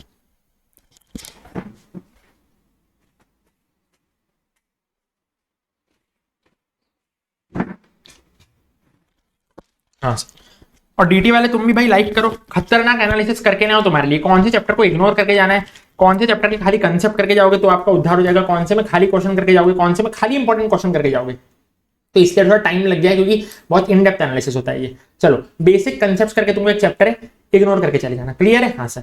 सर लाइक नहीं किया, लाइक करो और कमेंट करके जाओ, कमेंट में डेफिनेटली स्कोर 70% CFL DT। सुनो फिर अगला आता है income switch do not form part of total income, उसको भी आप इग्नोर करके चल सकते हो। PGPP एकदम आखिरी में करना है, खाली एडजस्टमेंट शीट देख के जाना है, उससे ज्यादा कुछ करने की जरूरत नहीं है। लोग पूरा देखने बैठ जाते हैं, टोटल टाइम वेस्ट है और कुछ नहीं है। कैपिटल गेन खाली इतना करके चले जाना। स्लम सेल यूलिप 45 और 9 भी सेक्शन 111 है, 112 और 112 है। अब ये देखो ये चैप्टर मैंने लिखा हुआ है इधर, ठीक है चैप्टर, इसमें क्या करना है, खाली इंपॉर्टेंट क्वेश्चन करना है, वो भी जब पूरा सिलेबस खत्म हो जाए ना फिर करना, अभी मत उठाना है इसको। डिडक्शंस इग्नोर करके चलना, खाली इंटरनेशनल टैक्सेशन में तुमको जो डिडक्शन काम आए ना वही करने, बाकी सारे तेल लेने गए। क्लियर है? मैं ऐसा नहीं बोल रहा हूं इसमें से क्वेश्चन नहीं बनेगा, लेकिन भाई जो आपका बन भी जाएगा ना सर, तो 2 मार्क का कोई MCQ बनेगा या 2 मार्क का कोई एडजस्टमेंट बनेगा, ठीक है? तो भाई इतना टाइम ये लेना इसके लिए वो जायज नहीं है। मैं जो तुमको स्ट्रेटेजी बता रहा हूँ ना, आसानी से एग्जामिनेशन स्कोर कर पाओगे। मैं ऐसा नहीं बोल रहा हूँ कि इसमें से नहीं बनेगा, मैं बोल रहा हूँ बन भी गया तो आपके एफर्ट्स के वर्थ इट नहीं होने वाले, जितना तुम एफर्ट डालोगे ना डिडक्शन में। तो ये मेरे वाले टॉपिक्स करके चले जाओगे, मैं जो बोल रहा हूँ इतना तुम करके चले जाओगे ना, तो भी आप आसानी से एग्जामिनेशन ला सकते हो। Assessment of various entities 8 mark का पक्का आने ही वाला है, डिस्क्रिप्टिव में आएगा या MCQ में आएगा, पर आएगा ही आएगा। प्रोविजन के लिए रीड मार लेना प्रोविजन को अपने कंसेप्ट बुक में से, या वीडियो देख लेना तो भी चलेगा, लेकिन इसमें क्वेश्चन पे फोकस करना। सर सारे क्वेश्चन करने का हमारे पास टाइम नहीं, हम क्या करें? बताऊंगा भाई, शांति रखो, मेरे पे भरोसा रखो, वीडियो को लाइक करो। ट्रस्ट एंड पॉलिटिकल पार्टीज है, फिर वो भी 8 मार्क का पक्का आएगा, डिस्क्रिप्टिव में आएगा, ठीक है? वो तो प्रोविजन उसके रीड मार लेना है, वीडियो देख लेना और फोकस कर लेना क्वेश्चंस पर। फॉर्मेट कैसे आपको वो आंसर को प्रेजेंट करना है ना, उसका फॉर्मेट होता है, क्या चीजें पहले ऐड होगी, क्या डिडक्ट होगी, वो सारी चीजें आपको इसमें देखनी है। फोकस ऑन क्वेश्चन में कौन से क्वेश्चन, मतलब कौन से खाली इंपॉर्टेंट या क्या, वो मैं अभी आपको नीचे बताऊंगा। Tax planning, tax avoidance, tax Avision, इसके लिए खाली इंपॉर्टेंट क्वेश्चन करके चले जाना, ठीक है? हाँ सर, जो आपके टीचर ने दिए हो important question. Taxation of digital transaction, again इसमें से आएगा क्वेश्चन, तो प्रोविजन को रीड मार लेना या वीडियो देख लेना, फोकस करना क्वेश्चन पे। TDS TCS अगेन 8 मार्क का डिस्क्रिप्टिव क्वेश्चन पक्का है सर इसमें से, तो अगेन प्रोविजन को रीड मार लेना, वीडियो देख लेना, फोकस ऑन क्वेश्चन। फिर ये देखो ये कुछ थ्योरी अपने क्वेश्चन है, तो थ्योरी चैप्टर, सॉरी ये थ्योरी चैप्टर्स है, तो थ्योरी चैप्टर्स के लिए खाली क्वेश्चन बैंक के क्वेश्चंस देख लोगे ना, कंसेप्ट बुक को अवॉइड कर दोगे तो भी चलेगा, कंसेप्ट बुक नहीं करोगे तो भी चलेगा। फिर ये अगला चैप्टर है, उसके लिए भी खाली क्वेश्चन बैंक के क्वेश्चंस कर लेना, कंसेप्ट बुक नहीं देखोगे तो भी चलेगा। टैक्स और एथिकल कंप्लायंस, उसमें खाली इंपॉर्टेंट क्वेश्चन देख लेना एंड में, जिधर मैंने इंपॉर्टेंट क्वेश्चन लिखा है ना वहां पे आपको सिर्फ इंपॉर्टेंट क्वेश्चन ही देखते जाना है। जिधर मैंने क्वेश्चन बैंक के क्वेश्चन लिखा है ना वो कैसे करने वो मैं आपको बताऊंगा। NR tax, DT relief, advance rulings, transfer pricing, इन सब के भी क्वेश्चन पे फोकस करना, प्रोविजन को रीड मार लेना, वीडियो देख लेना। फिर BEPS, tax treaties, MTC, latest development in international taxation, इस बार बेप्स आने के ज्यादा चांस है, मोर इंपॉर्टेंट है। लेटेस्ट डेवलपमेंट्स आने के इस बार कम चांसेस है, इसमें भी इंपॉर्टेंट क्वेश्चन देख लेना। 6 से 8 मार्क का ये आता है और लोग इसको छोड़ के चले जाते हैं, तो मेहरबानी करके ऐसी गलती मत करना। Bare minimum chapters to score 40 marks, sir 40 mark कैसे है खाली वो बता दो, हम लोगों ने अभी तक DT पढ़ना चालू ही नहीं किया है। मैंने बोला भाई परफेक्शन अप्रोच के साथ आपको ये करना है, यानी ये वाले आपको चैप्टर्स ऐसे करने कि कोई आपको हाथ ही ना लगा पाए, इतने बढ़िया तरीके से आपको ये चीज 100% तरीके से करनी पड़ेगी। क्लियर है क्या? हाँ सर, बस इतना करके चले जाओगे तो भी उद्धार हो जाएगा। PGPP एडजस्टमेंट शीट आपको करनी है और ये वाले ऊपर वाले चैप्टर्स आपको करके चले जाने हैं। Most important points to implement 70-100 strategy, क्या मैं बोल रहा हूँ, एक्सपेक्टेड पेपर लेवल कैसा आने वाला है इस बार, अबव एवरेज पेपर का तुम लोग सोच के चलो भाई। DT में अबव एवरेज पेपर इस बार तुमको आ सकता है। मटेरियल कौन सा यूज करना है, कंसेप्ट के लिए कोई शॉर्ट नोट्स यूज करना है आपको, लेकिन अगर आपने कोई अभी मतलब आप कोई भी रेफर कर रहे हो ना तो प्लीज अभी आपको चेंज नहीं करना है, अभी आपको अपने नोट्स चेंज नहीं करना है, अभी जो रेफर कर रहे हो उसको ही कंटिन्यू करना है। क्वेश्चन के लिए क्या करना है ना, देखो टाइम नहीं है तो खाली इंपॉर्टेंट क्वेश्चन की लिस्ट कर लेना जो आपको आपके फैकल्टी ने दिए, और मैं क्या बोल रहा हूँ, और मेरा प्रेफरेंस क्या रहेगा हमेशा, अगर आपके पास बहुत कम टाइम है ना सर तो आप इंपॉर्टेंट क्वेश्चन की लिस्ट करना। बाकी मैं क्या बोलता हूं, आप जो क्वेश्चन बैंक फॉलो करते हो ना उसमें बहुत सारे रिपीट एडजस्टमेंट देखने को मिलते हैं और रिपीट क्वेश्चन देखने को मिलते हैं, तो रिपीट क्वेश्चन को एक बार के लिए कट कर देना और रिपीट एडजस्टमेंट को भी कट कर देना और फिर वो क्वेश्चन बैंक को वापरना, तो आपका आसानी से आज भी हो जाएगा और 1.5 दिन में भी हो जाएगा। बच्चे बोलते हैं सर क्वेश्चन बैंक हो ही नहीं रही है, क्योंकि तुम बार बार तुम सिंपल सी बात समझो, तुम कैपिटल गेन करने गए, तुम PGPP करने गए, तुम डबल टैक्सेशन रिलीफ करने गए, तो वो वाला पर्टिकुलर एडजस्टमेंट हर क्वेश्चन में आ रहा है, तो वो एडजस्टमेंट को देखो ही मत ना, वो एडजस्टमेंट को ही काट दो। तुमको कोई क्वेश्चन देखना पड़ा ना, मान लो क्वेश्चन में 10 एडजस्टमेंट है तो 2 एडजस्टमेंट देखा अगले पे बढ़ गया, यूनिक एडजस्टमेंट खाली देखते जाओ, आपका क्वेश्चन बैंक आसानी से हो जाएगा भाई, मजा आ जाएगा, लिख के ले लो। लाइक वाइक करो हाँ वीडियो को, इंपॉर्टेंट क्वेश्चन कर लेना अगर टाइम नहीं है तो, बाकी तो क्या करना ना, मैं बोल रहा हूँ रिपीट एडजस्टमेंट काट दोगे ना तो आपका आसानी से वो क्वेश्चन बहुत छोटा हो जाएगा, पूरा क्वेश्चन देखने की जरूरत ही नहीं है, खाली रिपीट एडजस्टमेंट्स काटते जाओ।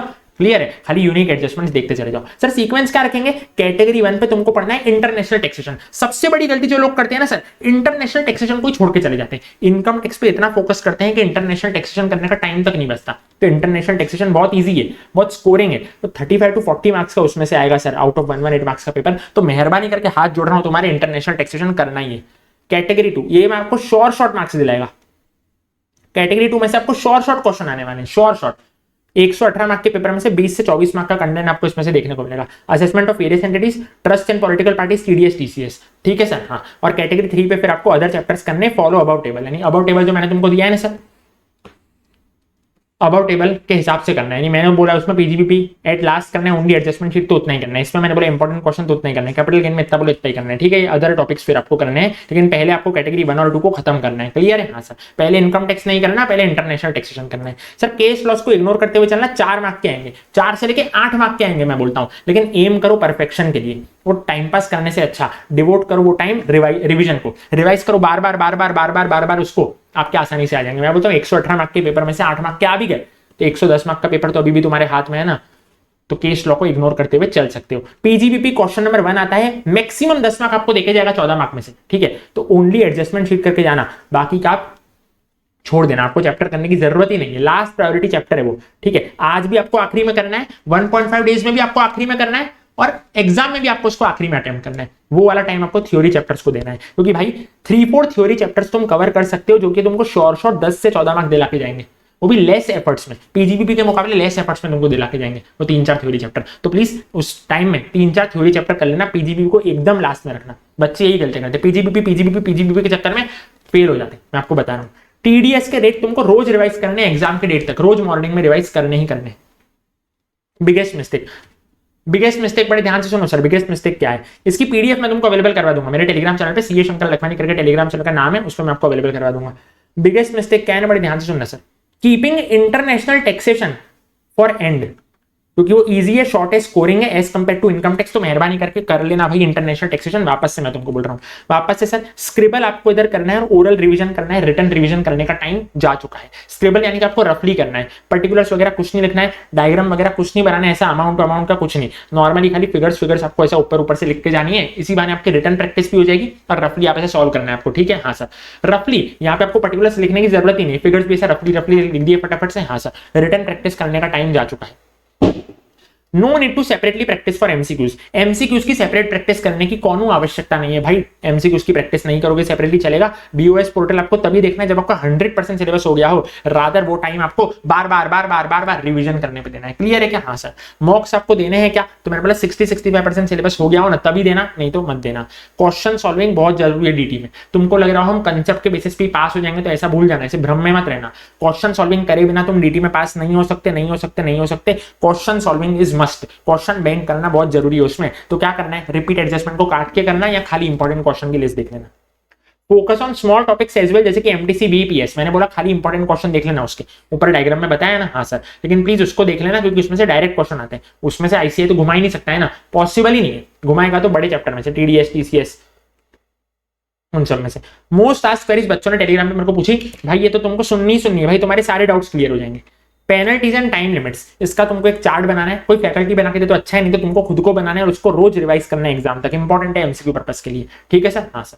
Can ignore past papers RTPs MTPs, DT एक ऐसा सब्जेक्ट है जिसमें तुम अपने कंसेप्ट नोट क्वेश्चन बैंक पे फोकस करो, past paper RTP MTP focus करने की जरूरत नहीं है। 1.5 डेज का सेपरेट वीडियो आएगा इन डेप्थ वाला, लाइक करो, अभी तक लाइक नहीं किया तो।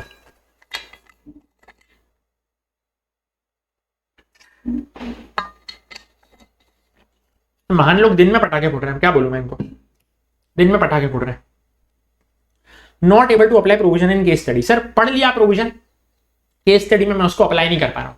ठीक है, या तो मैं क्वेश्चन सॉल्व नहीं कर पा रहा हूं, प्रोविजन तो मेरे को अच्छे समझ में आ गया, मैंने बोला तुमने क्वेश्चन की प्रैक्टिस नहीं की है ना, इसीलिए ऐसा हो रहा है। मैंने तुमको बताया क्वेश्चन सॉल्विंग इज मस्ट, या इंपॉर्टेंट क्वेश्चन कर देख लेना, या रिपीट एडजस्टमेंट को काट के यूनिक एडजस्टमेंट देख लोगे तो भी चल जाएगा, पूरा क्वेश्चन बैंक करने की जरूरत ही नहीं है। या तो दूसरा केस क्या हो सकता है ना, तुम्हारी कॉन्सेप्चुअल क्लैरिटी अच्छी नहीं है तो रिवीजन वीडियो को एक बार देख लेना, फिर तुम क्वेश्चन सॉल्व करोगे, तुमसे हो जाएगा। How to tackle new question, लोग घबराते हैं, सर न्यू क्वेश्चन आ जाएगा तो क्या करेंगे, तेल देने का न्यू क्वेश्चन को लास्ट में अटेम्प्ट करना। न्यू एडजस्टमेंट्स अगर आते हैं ना सर, तो भी जो पुराने वाले एडजस्टमेंट है जो कि तुमको आते हैं वो वाले कर लेना, तुमको उसकी स्टेप वाइज मार्किंग तो मिल जाएगी ना। बाकी नहीं आते भाड़ में गए, जो नहीं आता है ना उस पर फोकस मत करो, जो आता है ना उसको तुम पक्का करो, आसानी से तुम्हारे 70+ आ जाएंगे भाई, कोई नहीं रोक सकता। तुम क्लियर है क्या? हाँ सर। इसलिए लोग डरते रहते हैं सर डीटी इतना वास्ट है, न्यू क्वेश्चन है तो क्या करेंगे, इतने सारे एरियाज में से कहीं से भी न्यू क्वेश्चन बना के देगा। जो आता है उसको तुम अच्छे से करो ना भाई, न्यू क्वेश्चन अपने हाथ में नहीं है, भगवान पे छोड़ दो, तुमको जितना आते अच्छे से करो, न्यू एडजस्टमेंट के तेल लेने, ठीक है। स्टेप वाइज मार्किंग तो अपने को मिलेगी, तो टेंशन मत लेना। सिलेक्टिव स्टडी के नाम पे बहुत सारे लोग इंटरनेशनल टैक्सेशन छोड़ देते हैं, ऐसा नहीं करना है आपको। कंसेप्ट फोकस करें या क्वेश्चन पे फोकस करें, ठीक है। तो मैंने बोला टेबल अप्रोच ऊपर यूज करो, जो मैंने तुमको टेबल बना के दिया ना, इधर खाली क्वेश्चन कर लो, इधर इंपॉर्टेंट क्वेश्चन कर लो, उस हिसाब से आपको करना है। कंसेप्ट नोट्स है ना सर बहुत ज्यादा टाइम ले रहे हैं, तो मैंने बोला फिर कंसेप्ट के लिए आप रिवीजन वीडियो देखो और डायरेक्टली क्वेश्चन सॉल्व करना चालू हो जाओ, फिर आप कंसेप्ट नोट मत देखो अगर टाइम ले रहे तो। सर क्या हम इनकम टैक्स की थ्योरी छोड़ सकते हैं क्या, अपील सर्च असेसमेंट वगैरह? मैंने बोला भाई छोड़ने की इच्छा है ना तो सारे बाकी चैप्टर्स को अच्छे से कर लो, तो तुम छोड़ सकते हो, बाकी सारे चैप्टर को अच्छे से कर लो, या तो फिर उसको खाली रीड मार लो, बिना कुछ रटे, बिना कुछ मेमोराइज करे, खाली क्या मार लो, रीड मार लो ना सर, काम हो जाएगा। 2-3 मार्क्स भी आ जाए ना अगर आपको एमसीक्यू में, एमसीक्यू 2 मार्क्स का होगा, तो 4 मार्क्स भी अगर आपके आ जाए ना एमसीक्यू में रीड मार के, तो क्या बुरा है, खाली रीड मार लो, याद वाद मत करो, रीड मार लो, 4 मार्क्स भी आ जाए तो कुछ बुरा नहीं, अपन कोई नुकसान में नहीं है, ठीक है। हाँ, अगर बाकी सिलेबस अच्छे से हो गया तो फिर उसको छोड़ सकते हो, अगर बाकी सारा सिलेबस हो गया है, खाली इनकम टैक्स की थ्योरी बाकी है, तो फिर छोड़ सकते हो, क्लियर है। तो फिर इनकम टैक्स की थ्योरी छोड़ सकते हो, बाकी अच्छे से हो जाए तो। सर इंपॉर्टेंट क्वेश्चन की लिस्ट करें, 30-40 मोस्ट इंपॉर्टेंट क्वेश्चन की लिस्ट हमको दी फैकल्टी ने, वो करो। तो भाई कोई भी कर सकते हो, आप जिस फैकल्टी पे भरोसा कर रहे हो, सारी फैकल्टीज बेस्ट होती है, आप किसी भी फैकल्टी का यूज कर सकते हो। इंपॉर्टेंट क्वेश्चन की लिस्ट है 30-40 क्वेश्चन की, लेकिन माय प्रेफरेंस क्या रहता है कि या तो वो इंपॉर्टेंट क्वेश्चन कर लो, या तो बेस्ट क्या चीज रहेगी ना, इंपॉर्टेंट क्वेश्चन भी नहीं, बेस्ट क्या रहेगी ना, रिपीट एडजस्टमेंट को कट करके यूनिक क्वेश्चन कर लो। बाकी अगर इसका भी टाइम नहीं है, रिपीट एडजस्टमेंट नहीं हो रहा कट, तो 30-40 क्वेश्चन तो करना ही है आपको, या तो फिर इंपॉर्टेंट क्वेश्चन जो भी आपकी फैकल्टी ने दे रखा है वो कर लो, क्लियर है। हाँ sir. How to tackle question 1 PGBP, मैंने तुमको बोला लास्ट में अटेम्प्ट करना है, नहीं तो वो तुम्हारे पूरे पेपर को स्पॉइल कर देगा भाई, इतना टाइम खाएगा ना सर। और मैं तुमको बोलूं 10 मार्क्स से ज्यादा उसमें तुमको मिलने ही नहीं वाले। मैं बोलता हूं छोड़ो, चलो 12 मार्क्स भी तुमने कमा लिए, तो तुम 1 घंटा उसको ही देते चले जाओगे। इसलिए क्या करना है ना, आखिरी के 15-20 मिनट बाकी हो ना, तभी तुमको चालू करना है। रफ हैंड राइटिंग में तुम पर्टिकुलर्स लिखोगे तब घाई में, वही मैं चाहता हूं, तुम भले रफ हैंड राइटिंग में लिखो, फिगर्स क्लियरली लिखे होने चाहिए, पर्टिकुलर्स के कोई मार्क्स नहीं होते, क्लियर है क्या। हाँ सर। तो भाई इसको आखिरी के खाली 15-20 मिनट देना पेपर में, ये मेरे को बोलना है। Unable to recall next day, sir आज हमने पढ़ लिया, अगले दिन कुछ याद नहीं आ रहा। मैंने बोला भाई ओरली क्यूमुलेटिव रिवीजन उसको करना है तुमको, आज जो पढ़ा मैं कल वापस से पढ़ूंगा, फिर ही कल की पढ़ाई चालू करूंगा। आज कल जो मैंने पढ़ा मैं परसों पढ़ूंगा, फिर ही परसों की पढ़ाई चालू करूंगा। सर प्रोविजन मिक्सअप हो रहे, मैंने बोला question practice is the key, खाली कंसेप्ट पढ़ने से, खाली प्रोविजन पढ़ने से डीटी आपका नहीं हो सकता, आपको क्वेश्चन प्रैक्टिस करनी पड़ेगी। सर इन डेप्थ केस बेस्ड एमसीक्यू पूछे हैं sir RTP MTP BOS portal में, जिससे हमारा कॉन्फिडेंस गिर रहा है, क्या करें। मैंने बोला जरूरी नहीं है वो सारे एग्जाम में तुमको आए, थोड़े रिपीट होंगे और थोड़े वो लोग नए फ्रेम करेंगे, बैलेंस अप्रोच रखेंगे, थोड़े हार्ड बनेंगे, थोड़े ईजी होंगे। तो फोकस करो अभी कंसेप्ट पे और क्वेश्चन पे, ठीक है। हाँ सर, अपने कंसेप्ट नोट और क्वेश्चन बैंक उस पर ही फोकस करो, एमसीक्यू की अलग से प्रैक्टिस करने की जरूरत नहीं है, आपको उधर बन जाएंगे, भरोसा रखो। अगर आपने अभी चीजों को अच्छे से किया ना सर, तो आपके उधर बन जाएंगे। अलग से आप प्रैक्टिस नहीं करोगे बीओएस पोर्टल की तो भी चल जाएगा। और बीओएस पोर्टल की प्रैक्टिस कब करनी है, जब 100% सिलेबस हो जाए। Sir many questions are there in question bank making it difficult to revise, तो मैंने बोला वही तो बोल रहा हूँ, सारे के सारे 100% क्वेश्चंस ऑफ क्वेश्चन बैंक आपको रिवाइज करने ही नहीं है, इसीलिए आप डीटी में फेल हो जाते हो। आपको क्या करना है, खाली यूनिक एडजस्टमेंट्स को ही रिवाइज करना है, क्लियर है। हाँ sir. 5 most important pro tips बता दो सर आंसर राइटिंग की। केस लॉ का नाम, section number, clause number, rule number, exact language of provision याद नहीं करनी होती है, ओन वर्ड्स में लैंग्वेज लिख के आ सकते हो सर, क्लियर है। 1 लाइनर नोट्स आपको देने होते हैं पीजीबीपी में अलोंग विद ईच एडजस्टमेंट। ये एडजस्टमेंट मैंने लिखा पर्टिकुलर्स में, ये रुपए मैंने लिखे इधर ब्रैकेट में, 1 लाइन का खाली नोट दे दिया अपने वर्ड्स में, बिना सेक्शन नंबर लिखे हुए, अपने ओन वर्ड्स में, क्लियर है क्या। अमाउंट आपको क्लियरली लिखना है, पर्टिकुलर्स आप रफली लिखोगे, बिंदास तरीके से चल जाएगा, ठीक है। Quote more than 1 section in TDS में आप कभी कंफ्यूज हो जाओ ना, तो मोर देन 1 सेक्शन आप कोट कर सकते हो, ठीक है। जिधर आपको पक्का है तो हाँ सर ये तो बराबर है, तो आप वो वाला पर्टिकुलर सेक्शन याद वो कर दो कि हाँ सर ये तो मेरे को पता है ये वाला आएगा तो ठीक है ये वाला आएगा, लेकिन आप कंफ्यूज हो रहे हो तो 1 से ज्यादा कोट करके आ जाना, आपको मार्क्स मिल जाएंगे। और ऑल्टरनेटिव आंसर आप लिख सकते हो। डीटी में आपको कंफ्यूजन हो रहा है तो क्या करो ना सर, आप ये फिर और करके एक दूसरा आंसर लिख दोगे ना, तो जो सही आंसर होगा ना उसके आपको मार्क्स मिल जाते हैं डीटी आईडीटी में, क्लियर है। हाँ सर। आईडीटी का इन-डेप्थ एनालिसिस, डीटी वालों जा रहे हो तो लाइक करके जाना, अभी तक नहीं किया तो भाई लाइक करो और कमिटमेंट करो कमेंट में that will definitely score 70+ in DT IDT. Audit वाले देख रहे हो तो भाई तुम भी ऑडिट डीटी आईडीटी में, ठीक है सर। और एनालिसिस करने में बहुत मेहनत लगती है, ठीक है। परफेक्शन अप्रोच इधर भी आपको फॉलो करना है। Don't focus on 100% syllabus, focus on just 80 छोड़ो 70% सिलेबस पर भी फोकस कर लोगे तो भी चल जाएगा। Focus on just 70% syllabus but perfectly. इसका मैं तुमको पीडीएफ अवेलेबल करवा दूंगा मेरे टेलीग्राम चैनल पे, सीए शंकर लखमाने टेलीग्राम चैनल का नाम है। You will score short 70+। GST आता है 80 नंबर का, कस्टम्स एफटीपी 20 नंबर का, क्लियर है। ऐसा बनता है तुम्हारा 100 मार्क का paper. Customs and FTP only question bank तुमने देखनी है सर, ठीक है। प्रोविजन तुमको कहां से पढ़ने, किसी की कंसेप्ट बुक में से पढ़ लेना, वीडियोस में से पढ़ लेना। No need to touch concept book, यानी जब आप रिवाइज करने बैठोगे ना तो खाली question bank question bank question bank उस पर ही आपको बार बार फोकस करना है। सर क्वेश्चन बैंक को भी कैसे करना है उस पर मैं डिस्कस करूंगा कि खाली इंपॉर्टेंट क्वेश्चन करें या क्या करें, उस पर मैं डिस्कस करूंगा। लेकिन रिवीजन करते वक्त खाली आपको क्या करना है, question bank question bank question bank. पहली बार जब आप पढ़ रहे हो ना तो कंसेप्ट बुक या वीडियोज में से देखना है, उसके बाद कंसेप्ट बुक मत पढ़ना। ये कस्टम्स में से क्वेश्चन रिपीट होते हैं 80% या 20%। 80-20 स्ट्रेटेजी इसमें आपको फॉलो करनी है। सर क्या है ना, बड़े ध्यान से देखना, ये आपने परफेक्टली कर लेना है। 20% यदि आप इग्नोर करके चलोगे तो भी आप आसानी से आईडीटी में 70+ ला सकते हो। बैगेज वाला देखो इसमें एक मैंने रखा है, importation and exportation of goods वाले चैप्टर में आपको मिलेगा, बैगेज का अलग से चैप्टर नहीं मिलेगा आईसीए के मॉड्यूल में, ठीक है। उसके अलावा जो इंपोर्टेशन एक्सपोर्टेशन ऑफ गुड्स वाला है ना, पूरा कचरा है। क्लियर है। जीएसटी की थ्योरी, इसमें से तो आपको रिपीट क्वेश्चन मिलेंगे ही मिलेंगे। ओनली क्वेश्चन बैंक करनी है, no need to touch concept book. कोई रिवीजन वीडियो नहीं देखी तो भी चल जाएगा। 80% परफेक्टली करना है, 20% इग्नोर करके चलना है। और इग्नोर करके देखो बिग चैप्टर से जो मैं तुमको बोल रहा हूं इग्नोर कर दो। इंस्पेक्शन सर्च वाला चैप्टर बहुत बड़ा है, असेसमेंट ऑडिट वाला चैप्टर बहुत बड़ा है, रिटर्न्स वाला चैप्टर बहुत बड़ा है, इग्नोर करके चलो। सर ये 80% को तुमको बार बार करना है, इसमें भी ज्यादा नहीं है, देखो इतने सही है, इतने सही है, बहुत ज्यादा नहीं है। क्लियर है क्या। इसमें मैंने तुमको ए बी कैटेगरी करके दिया है, ए वालों को पहले करना अच्छे से और बी वालों को बाद में करना। और खाली क्वेश्चन बैंक से करना है सर, खाली क्वेश्चन बैंक से तो भी आपका उद्धार हो जाएगा। कंसेप्ट बुक नहीं करोगे ना तो भी उद्धार हो जाएगा। ए कैटेगरी मैंने पहले देखो मार्क करके दिए तुमको, बी कैटेगरी बाद में करनी है। और तीसरे पे आता है जीएसटी प्रैक्टिकल पार्ट, इसमें भी आपको ओनली क्वेश्चन बैंक करना है, no need to touch concept book. यानी जब आप पढ़ रहे हो ना सर तो कंसेप्ट बुक करो और वीडियोस, कंसेप्ट बुक या तो फिर वीडियोस। लेकिन जब आप 1.5 दिन में पढ़ने बैठोगे ना सर तो कंसेप्ट बुक देखने की जरूरत ही नहीं, खाली क्वेश्चन पे आपको फोकस करके चलना है। इसमें से भी आपको रिपीट एडजस्टमेंट देखने को मिलते हैं, रिपीट एडजस्टमेंट देखने को मिलते हैं। क्लियर है। हाँ सर, कंसेप्ट बुक और वीडियोस, यहाँ कंसेप्ट बुक या वीडियोस, उसमें से तुम प्रोविजन पढ़ लेना। लेकिन जब एंड में पढ़ने बैठना 1.5 दिन में तो खाली क्वेश्चन बैंक देखनी है। सर 80% परफेक्टली करना है, 20% इग्नोर करते चलना है। भाई इधर आईटीसी को मैंने इग्नोर में डाला है, क्यों भाई, सुनना बड़े ध्यान से, रीजनिंग सुनना मेरी पहले।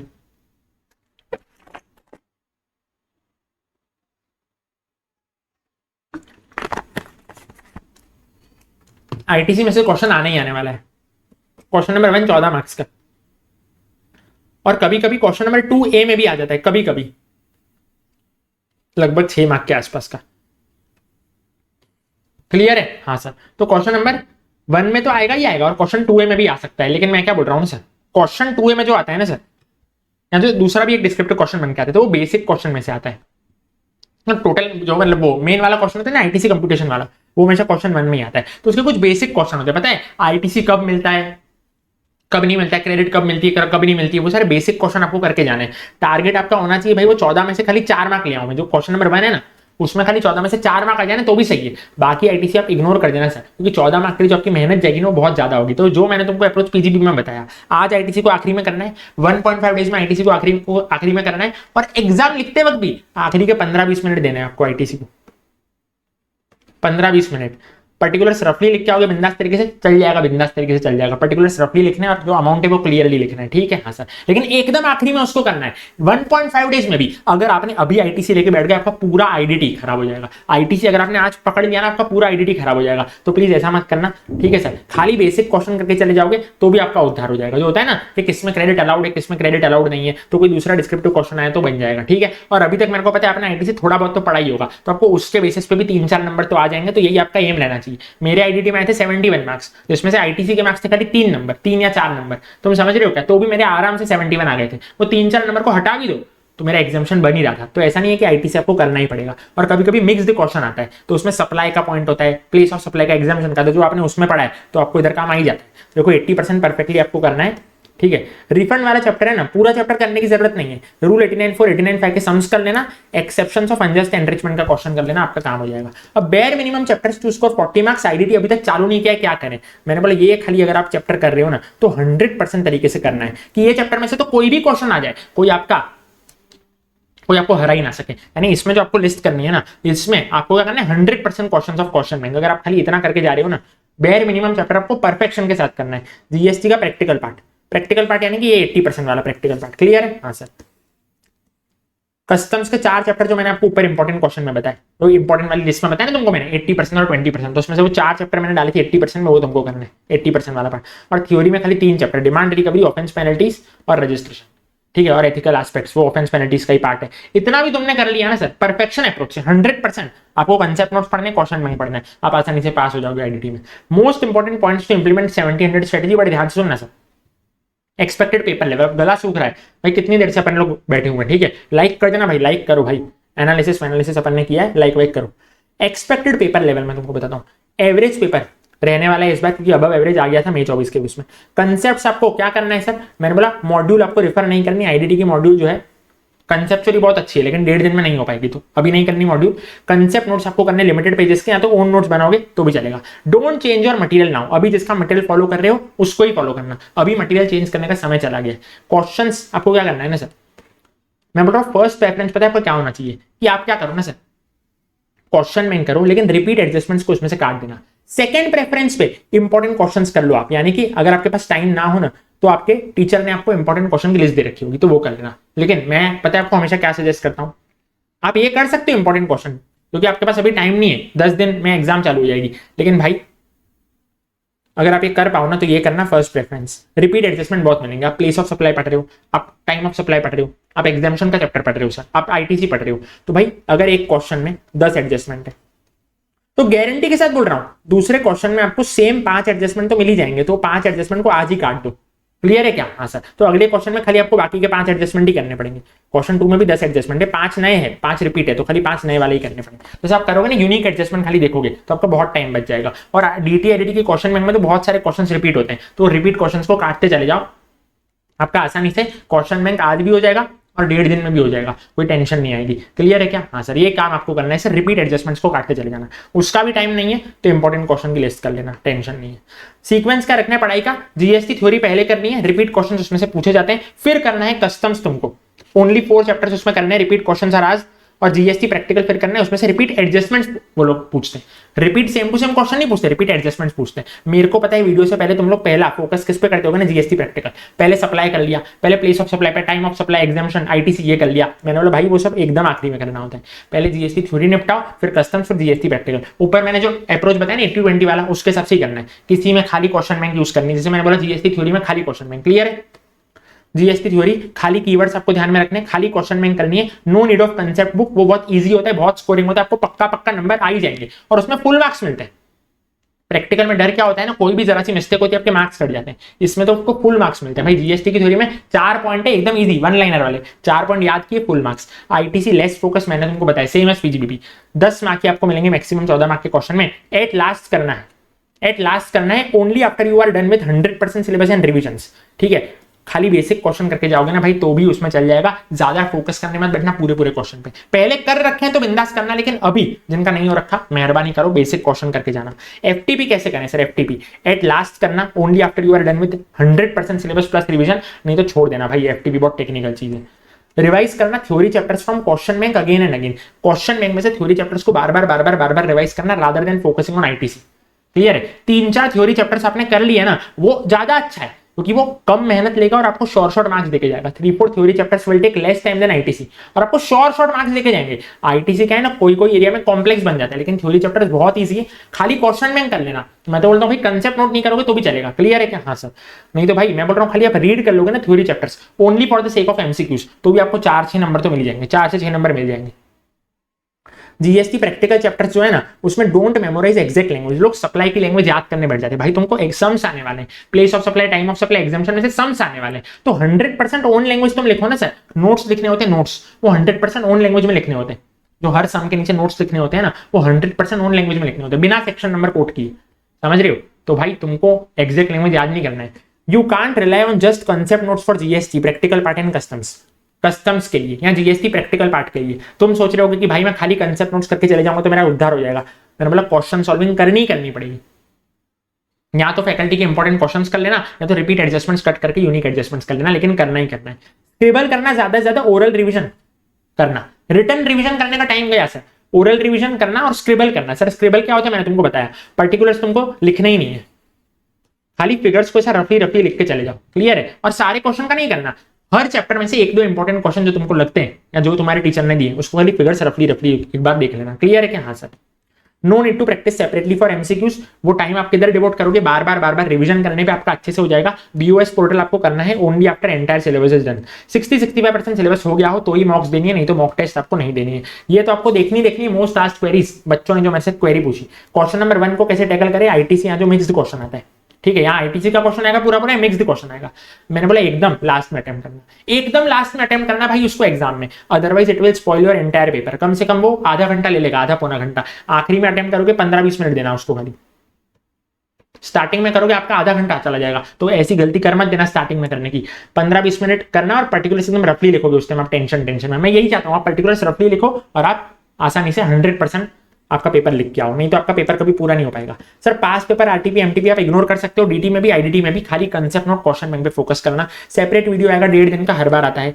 Not able to apply provision in case study, हम क्वेश्चन सॉल्व ही नहीं कर पा रहे। मैंने बोला भाई क्यों सॉल्व नहीं कर पा रहे हो, यहाँ तो आपकी क्वेश्चन की प्रैक्टिस नहीं है, तो क्वेश्चन सॉल्विंग आपको करनी है, ठीक है, या इंपॉर्टेंट क्वेश्चन की लिस्ट में से करना, या आप रिपीट एडजस्टमेंट्स को कट करके चेक करना, या लैक ऑफ कंसेप्चुअल क्लैरिटी आपकी, तो रिवीजन वीडियो देख लो, आपका उद्धार हो जाएगा।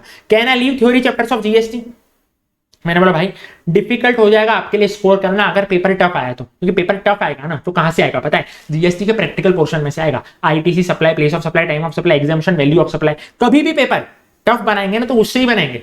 कस्टम्स तो डायरेक्ट पूछते हैं, जीएसटी थ्योरी डायरेक्ट पूछते हैं, तो गलती मत कर देना थ्योरी चैप्टर्स ऑफ जीएसटी छोड़ने की। ए बी कैटेगरी वाले मैंने तो तुमको बताया ना 80%, वो करके चले जाना, ठीक है। How to tackle new questions attempt करना। लास्ट में न्यू एडजस्टमेंट्स आ भी गए तो भाड़ में गए, तेल लेने गए, नहीं करने मेरे को, स्टेप वाइज मार्किंग आपको मिलेगी जितना तुम लिख के आओगे, ठीक है सर। न्यू की टेंशन में वो मत भूल जाना जो तुमने पहले से कर रखा है। न्यू आके भी मान लो 30% भी आ गया तो 70% पेपर तुम्हारे हाथ में हो जाएगा तुम्हारे पास, ठीक है। Unable to recall next day, भाई कमिटमेंट करो कमेंट में, TS will definitely score 70+ in CFL IDT. Unable to recall next day, sir आज पढ़ा कल याद ही नहीं आ रहा है। मैंने बोला क्यूमुलेटिव रिवीजन करो ओरली, आज जो पढ़ा कल वापस पढ़ना है, फिर ही कल की पढ़ाई चालू करनी है। आज कल जो पढ़ा परसों वापस पढ़ना है, फिर ही परसों की वापस, मतलब फिर ही परसों की पढ़ाई चालू करनी है। Provisions getting mixed up, sir provision है मिक्सअप हो रहे हैं, ये सेक्शन पढ़ा वो सेक्शन पढ़ा, ये सेक्शन पढ़ा, सब मिक्सअप हो रहा है। Questions practice is the key, question अच्छे से कर लो, खाली इंपॉर्टेंट क्वेश्चन या फिर यूनिक एडजस्टमेंट्स वाले कर लेना। In depth case based MCQ है sir, RTP MTP US portal में आ गया तो हमारी तो हालत खराब हो जाएगी। एग्जाम में अगर आया तो हमारा कॉन्फिडेंस डाउन जा रहा है, क्या करें। मैंने बोला जरूरी नहीं है एग्जाम में भी ऐसा है, थोड़े रिपीट होके आएंगे, थोड़े नए क्वेश्चंस बना के देंगे, थोड़े नए एमसीक्यू बना के देते हैं। बैलेंस अप्रोच वो लोग रखते हैं, थोड़ा नया देते हैं, थोड़ा रिपीट पूछते हैं और थोड़ा इजी पूछते हैं और टफ पूछते हैं। तो फोकस आपको करना है आपके कंसेप्ट बुक और क्वेश्चन बैंक में एमसीक्यू पे, क्लियर है। बीयूएस पोर्टल वो आपको देखना ही नहीं है, आप आसानी से आपका हो जाएगा। मैं आपको लिख के दे रहा हूँ, आपने अगर आज फोकस कर लिया ना कंसेप्ट बुक क्वेश्चन बैंक पे, बार बार आपके एमसीक्यू बन जाएंगे, सॉल्व हो जाएंगे, क्लियर है। बीयूएस पोर्टल तो आपको एंड में देखना है जब आपका 100% सिलेबस हो जाएगा। फिर many questions are there in question bank making it difficult to revise, sir क्या करें। मैंने बोला भाई 100% क्वेश्चन आपको रिवाइज करना ही नहीं है, खाली यूनिक एडजस्टमेंट्स को ही आपको रिवाइज करना है। 5 most important pro tips for answer writing, section number, entry number exemption की, ठीक है, एग्जामिशन वाले चैप्टर की। फिर एग्जैक्ट लैंग्वेज ऑफ प्रोविजन आपको याद नहीं करनी होती है, क्लियर है। 1 लाइनर नोट्स आपको लिखने होते हैं आईटीसी में along with each adjustment, each adjustment के साथ, यानी कि ये एडजस्टमेंट्स लिखा, ये रुपए लिखे, 1 लाइनर नोट्स लिख दिया बिना सेक्शन नंबर को कोट करे हुए। For other questions 1 liner notes below the solution, यानी आईटीसी में तो आपको सोल्यूशन के साथ में लिखने हैं 1 लाइनर के नोट्स, बाकी क्वेश्चन के लिए सोल्यूशन के नीचे लिखने हैं। यानी 5 एडजस्टमेंट है, कोई एग्जामिशन का क्वेश्चन है जिसमें 5 एडजस्टमेंट है, 1 2 3 4 5, तो नोट नीचे लिखना है। अमाउंट क्लियर लिखना, पर्टिकुलर्स रफली लिखोगे तो बिंदास तरीके से चल जाएगा और ऑल्टरनेटिव आंसर लिख सकते हो, आपको बराबर वाले के मार्क्स मिलेंगे, ये और ये। तो भाई कभी कभी तुम कंफ्यूज हो ना सर, हर केस में नहीं सर, कभी कंफ्यूज हो तो ऑल्टरनेटिव आंसर तुम लिख सकते हो, जो आंसर राइट होगा उसके मार्क्स मिलेंगे। वीडियो को लाइक कर देना, दोस्तों के साथ शेयर कर देना, कमिटमेंट करके जाना कमेंट में that I will definitely score 70+ in CA final audit DT and IDT. मिलते हैं नेक्स्ट वीडियो में, till then keep studying keep learning, फोड़ के आना, तहलका मचा के आना, टाटा बाय बाय।